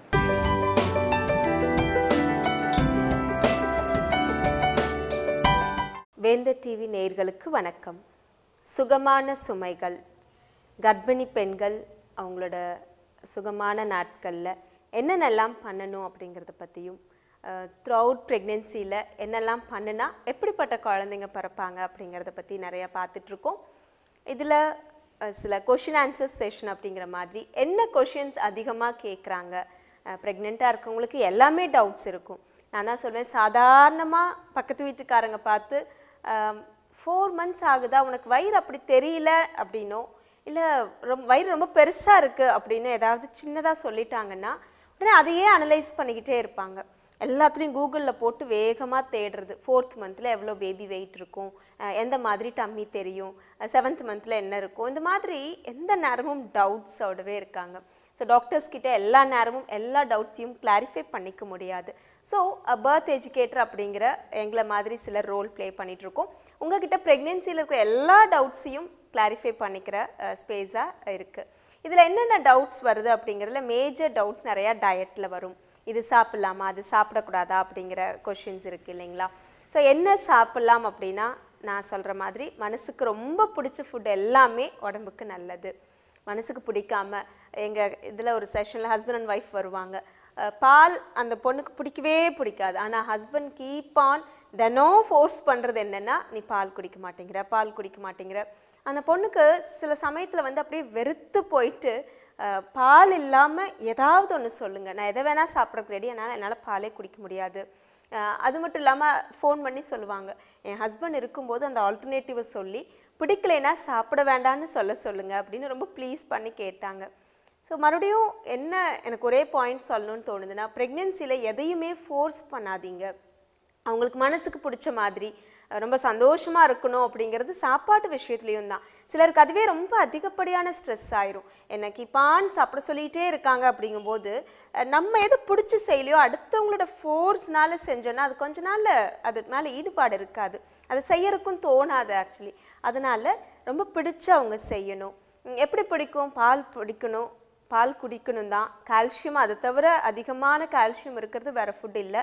நாட் ஓன்லி கால்சியம், பாலில் எத்தனையோ விஷயங்கள் இருக்குது. பாஸ்பரஸ்லேருந்து, விட்டமின் ஏ, அந்த மாதிரி மெக்னீஷியம்லேருந்து, இது எல்லாத்தையும் எங்கேருந்து கிடைக்கும் அப்படின்னு சொன்னால் இதுக்கு ஆல்டர்னேட்டிவ் நிறையா தேடணும் தான். ஆனால் பிடிக்காத விஷயத்தை கம்பல் பண்ணி கண்ணை மூடிட்டு அப்படி ஒரு வெறுப்போடு குடிக்கிறதுனால அங்கே போய் உடம்புல ஏதாவது சேஞ்சஸ் நடக்கும்னு நினைக்கிறீங்களா? 100% அது ஒன்றுமே நடக்காது. வயிறு வேணால் ஃபில் பண்ணுவீங்க, அது ஆத்மார்த்தமாக அது போய் செய்கிற வேலையை செய்யாது. அப்போ நீங்கள் கேட்கலாம், மருந்து மட்டும் எதுக்காக? அவ்வளோ கஷ்டமாக இருக்குது, அவ்வளோ கசப்பாக இருக்கும், பிடிக்காமல் எத்தனையோ மருந்துகள் சாப்பிட்றோம், அது உடம்புல வேலை செய்கிறது இல்லையா அப்படின்னு. மருந்துங்கிறது வாய்க்கு பிடிக்கல அப்படிங்கிறது ஓகே. ஆனால் உங்கள் மனசளவில் அந்த மனசுக்குள்ளே ஒரு லைன் என்ன எழுதியிருக்கும் அப்படின்னா, இந்த மருந்து சாப்பிட்டா நமக்கு அந்த வியாதி சரியாக போயிடும் அப்படின்னு நீங்கள் முதல்ல மனசில் நினச்சிருப்பீங்க. அஃப்கோர்ஸ் குடிக்கிற கஷ்டப்பட்டாலும் அதை விட ஸ்ட்ராங்கான தாட் என்னென்னா, மருந்துனால இது க்யூர் ஆகும் அப்படிங்கிற தாட்டு தான். ஸோ அடிப்படை புள்ளி என்னென்னா, இங்கே மைண்டு ரொம்ப கிளியராக ஒரு விஷயத்தை கான்சென்ட்ரேட் பண்ணும். ஸோ அதனால் பிடிக்காத விஷயம், ஸோ இப்போ பால் பிடிக்கல ஒருத்தருக்கு உதாரணத்துக்கு, அதுக்கு என்ன பண்ணலாம்? ஒன்று மட்டுமே சோர்ஸ்லாம் கிடையாது. கால்சியம்க்கு எத்தனையோ விஷயங்கள் இருக்குது. அதெல்லாம் நாங்கள் நிறைய டயட் சார்ட்டில் கொடுப்போம். ஸோ கால்சியம் அப்படின்னு சொன்னாலே ராகியில் இருக்குது, நிறைய முருங்கைக்கீரை மாதிரி எடுத்துக்கோங்க, முட்டை எடுத்துக்கோங்க, ஃப்ரூட்ஸில் எல்லாமே இருக்குது, கொய்யாப்பழத்தில் இருக்குது, அந்த மாதிரி சீத்தாப்பழத்தில் இருக்குது. இப்படியெல்லாம் பழங்கள் நிறையா கான்சென்ட்ரேட் பண்ணுங்கள். இந்த மாதிரி கால்சியம் அப்படின்னா நான் சொல்கிறது மறுபடியும் ஒரு விஷயம் என்னென்னா, பிடிக்காத விஷயத்த சாப்பிட்டுட்டு அவங்க அப்பாடா வயிறு நம்பிருச்சு அப்படின்னு இருக்கிறதுனால அந்த இடத்துல அந்த கேப் வந்து ஃபுல்ஃபில் ஆகவே ஆகாது. அதனால் முதல்ல உட்காந்து அமைதியாக நமக்கு இந்த ஃபுட்டு கிடச்சிருக்கு அப்படின்னு சந்தோஷப்படுங்க. இது சாப்பிட்றதுனால அந்த குழந்தைக்கு என்ன நடக்க போகுது அப்படிங்கிறத முதல்ல கான்சென்ட்ரேட் பண்ணுங்கள். அதுக்கப்புறம் அடுத்த நாள் அந்த ஃபுட் மேலே கொஞ்சம் சின்னதாக ஒரு இன்ட்ரெஸ்ட் வரும்.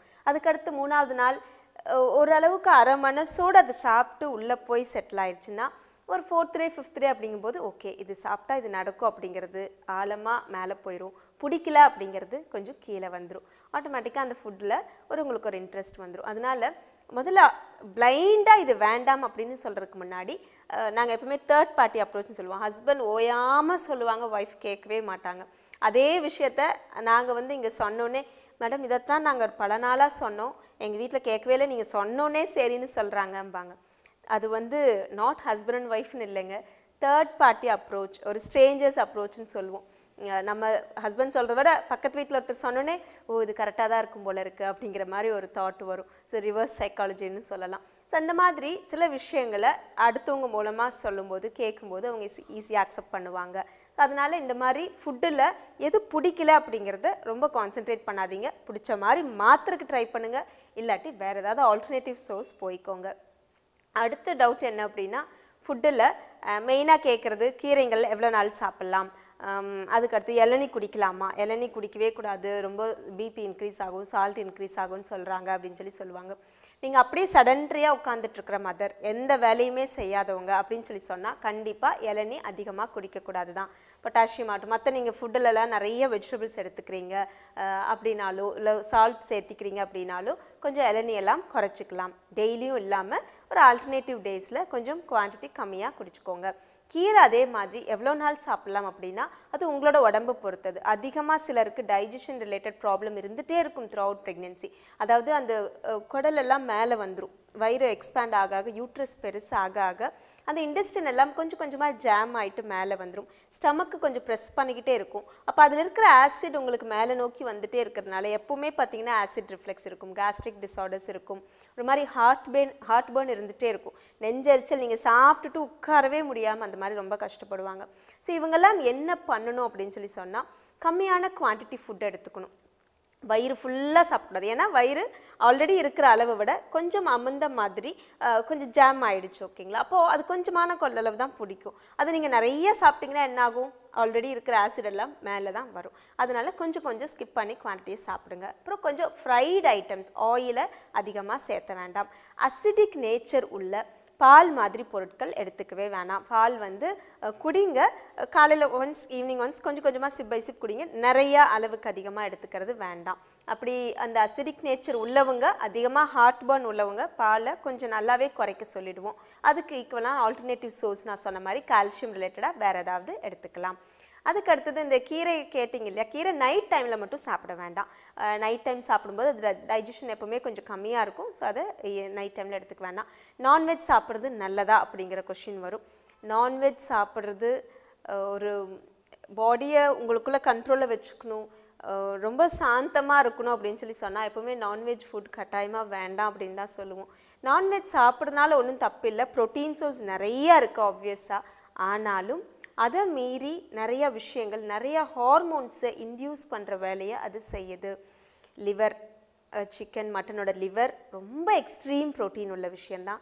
ஆனாலும் அதனால் நாளைக்கு பின்னாடி நிறைய சில சைட் எஃபெக்ட்ஸ் வரலாம் அப்படிங்கிறது தான் காலங்காலமாக சொல்கிற விஷயங்கள்.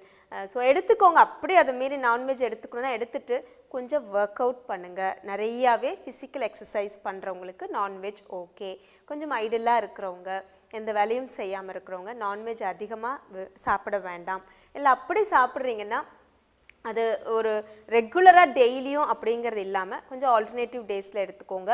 குக் பண்ணுற விதத்தை கொஞ்சம் மாற்றிக்கோங்க. ஃப்ரைடாக டீப் ஃப்ரை ஆயிலில் பண்ண வேண்டாம், கொஞ்சம் நல்லா பாயில் பண்ணிவிட்டு வேறு ஃபார்மில் எடுத்துக்கோங்க அப்படின்னு சொல்லுவோம். ஸோ எப்போவுமே நான்வெஜிடேரியனை விட வெஜிடேரியன் ஃபுட்டு பாடிக்கு ரொம்ப சீக்கிரம் டைஜஸ்ட் பண்ணி கொடுக்கும். ஒரு நான்வெஜ் சாப்பிட்றீங்கன்னா அது ஆல்மோஸ்ட் உங்கள் பாடியிலேருந்து வெளியில் வரக்கு ஒரு 3 to 4 days ஆகும் கம்ப்ளீட்டாக அது எக்ஸ்க்ரீட் ஆகி எல்லா செல்ஸ்லேருந்து வெளியில் வரதுக்கும். ஸோ அந்த மாதிரி உங்களோட பாடி, நான் எப்பவும் சொல்கிற மாதிரி நம்மளும் இயற்கையும் வேறு வேறு இல்லை, நம்மளும் பிளான்ட்ஸும் வேறு வேறு இல்லை. ஸோ பிளான்ட்ஸில் இருக்கிற ஃபுட்டு, அதில் இருக்கிற நியூட்ரியன்ஸ், தாவர உயிர் சத்துக்கள், ஃபைட்டோ நியூட்ரியன்ஸ், அந்த நிறமிகள்னு சொல்கிற எல்லாமே நமக்கு சார்ந்தது. ஒவ்வொரு ஆர்கனுக்கும் ஒவ்வொரு பிளான்ஸ் கடவுளாட படைக்கப்பட்டிருக்குன்னு சொல்லலாம். ஸோ யூட்ரஸுக்கு அப்படின்னு சொன்னாலே நாங்கள் இப்போலாம் ப்ரெக்னென்சிக்கு முன்னாடி நிறைய பேர் வராங்க. அவங்களுக்கு சொல்கிற விஷயம் என்னென்னா, ஸ்டார்டிங்லேருந்தே கான்சென்ட்ரேட் பண்ணுங்கள். ப்ரெக்னென்ட் ஆகணுன்னே இல்லை, முன்னாடி இருந்தே கான்சென்ட்ரேட் பண்ணுங்கள். கடவுள் யூட்ரஸுக்குன்னு சில ஃபுட்டை கொடுத்துருக்கார். எக்ஸாம்பிள், பேரிக்காய் இருக்கு இல்லையா, அது வந்து அவ்வளோ அழகாக பார்த்தீங்கனாலே அது யூட்ரஸ் ஷேப்பில் இருக்கும், அந்த மாதிரி எடுத்துக்கலாம். ஏலக்காய் கார்டமம் மாதிரி இருக்கிற பொருள். அதுக்கு அடுத்தது பார்த்தீங்கன்னா வால்நட் ரொம்ப நல்லது, வால்நட் பிரெயினுக்குன்னு சொல்லுவோம், இந்த மாதிரி நட்ஸில் இதுவும். அதுக்கு அடுத்தது வேர்க்கடலை நிலக்கடலை இருக்குது இல்லைங்களா, அது அவ்வளோ நல்லது ப்ரெக்னென்சியில். நாங்கள் இப்போது ஒரு சின்னதாக ஒரு இந்த விவசாயிகள் மாதிரி இருக்கவங்ககிட்ட பேசும்போது சொல்கிறாங்க, அந்த சீசனில் வேர்க்கடலை விளையிற சீசனில் பார்த்தீங்கன்னா அந்த ஊர் பக்கத்தில் இருக்கிற அந்த நிலங்கள் பக்கத்தில் இருக்கிற ஆடு மாடு கோழி மாதிரி குருவி எல்லா விலங்கினங்கள் பறவைகள் எல்லாம் அதிகமான இனப்பெருக்கம் செய்கிறத பார்க்க முடியுது அப்படின்னு சொல்லி சொல்கிறாங்க. ஸோ அத்தனை டைரக்ட் லிங்க் யூட்ரஸுக்கும், அதாவது ரீப்ரொடக்டிவ் ஆர்கனுக்கும் வேர்க்கடலைக்கும் உண்டு அப்படிங்கிறது. ஸோ நம்ம ஊரில் வேர்க்கடலை வேண்டான்னு சொல்லிட்டு நிறையா நேரத்தில் அதை ஸ்டாப் பண்ணி அது கொலஸ்ட்ரால் இன்க்ரீஸ் பண்ணுது அப்படின்னு சொல்லிட்டு எங்கேருந்து வந்த தகவல்னு தெரியாது, அந்த மாதிரி ஒரு பெரிய ஒரு நம்பிக்கை நம்ம வந்துட்டோம். அது உண்மையிலுமே தவறான விஷயம். கொஞ்சம் எடுத்துக்கோங்க. வேர்க்கடலையில் நிறைய விஷயம், ஹார்ட் அட்டாக் வராமல் தடுக்கிறது கூட அதனால் முடியும் அப்படின்னு சொல்லியிருக்காங்க. தட் இஸ் அது டிஃப்ரெண்ட். இப்போ யூட்ரஸ்க்குன்னு சொன்னால் ரீப்ரொடக்ஷன் டைமில் கண்டிப்பாக வேர்க்கடலை கொஞ்சம் எடுத்துக்கோங்க. இந்த மாதிரி நிறைய ஸ்பெஷல் ஃபுட்டு சொல்லலாம். ரொம்ப வேடிக்கையாக ஒன்று சொல்லுவாங்க, இன்றைக்கி எல்லாமே சீட்லெஸ், லைக் கொய்யாப்பழத்தில் விதை இருக்கக்கூடாது, மாதுளம்பழத்தில் விதை இருக்கக்கூடாது, வாட்டர்மெலன் தர்பூசணி பப்பாளி எடுத்தால் விதை எல்லாமே சீட்லெஸ் வேணும் அப்படிங்கிற ஒரு மோகம் நம்மக்கிட்ட இருக்குது. கிரேப்ஸ் எடுத்தால் சீட்லெஸ் கிரேப்ஸில் சாப்பிட்ணும். ஸோ சீடே இருக்கிற எல்லாமே தான் நம்மளோட ரீப்ரொடக்டிவ் ஆர்கனுக்கு ரொம்ப முக்கியமான ஒன்று. ஸோ சீடு இல்லாத சாப்பிட்டு நம்ம மட்டும் ரீப்ரொடக்ஷன் நடத்தணும் அப்படின்னு சொன்னால் கண்டிப்பாக பாசிபிலிட்டியே இல்லை. ஸோ விதை இருக்கிற, அதுவும் அத்திப்பழம் மாதிரி ஃபிக் அப்படின்னு பார்த்துருப்போம் இல்லைங்களா, அதில் அவ்வளோ சீட்ஸ் இருக்கும், அது ரொம்ப நல்லது ரீப்ரொடக்டிவ் ஆர்கனுக்கு. ஸோ இதெல்லாம் ப்ரெக்னென்சிக்கு முன்னாடியே சாப்பிடுங்க, ரொம்ப ஹெல்த்தியான ப்ரெக்னென்சியை நம்ம வெல்கம் பண்ணலாம். இன்னும் நிறைய தகவல்களோட அடுத்த செக்மெண்ட்டில் உங்களை பார்க்குறேன். நன்றி.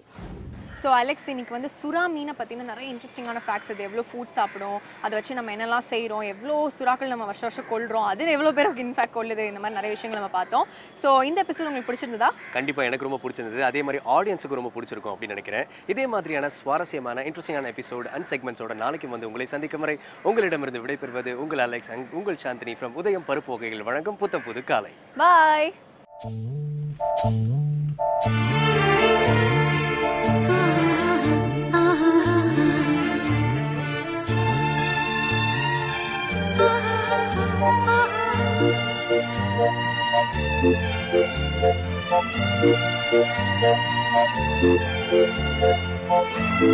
Thank you.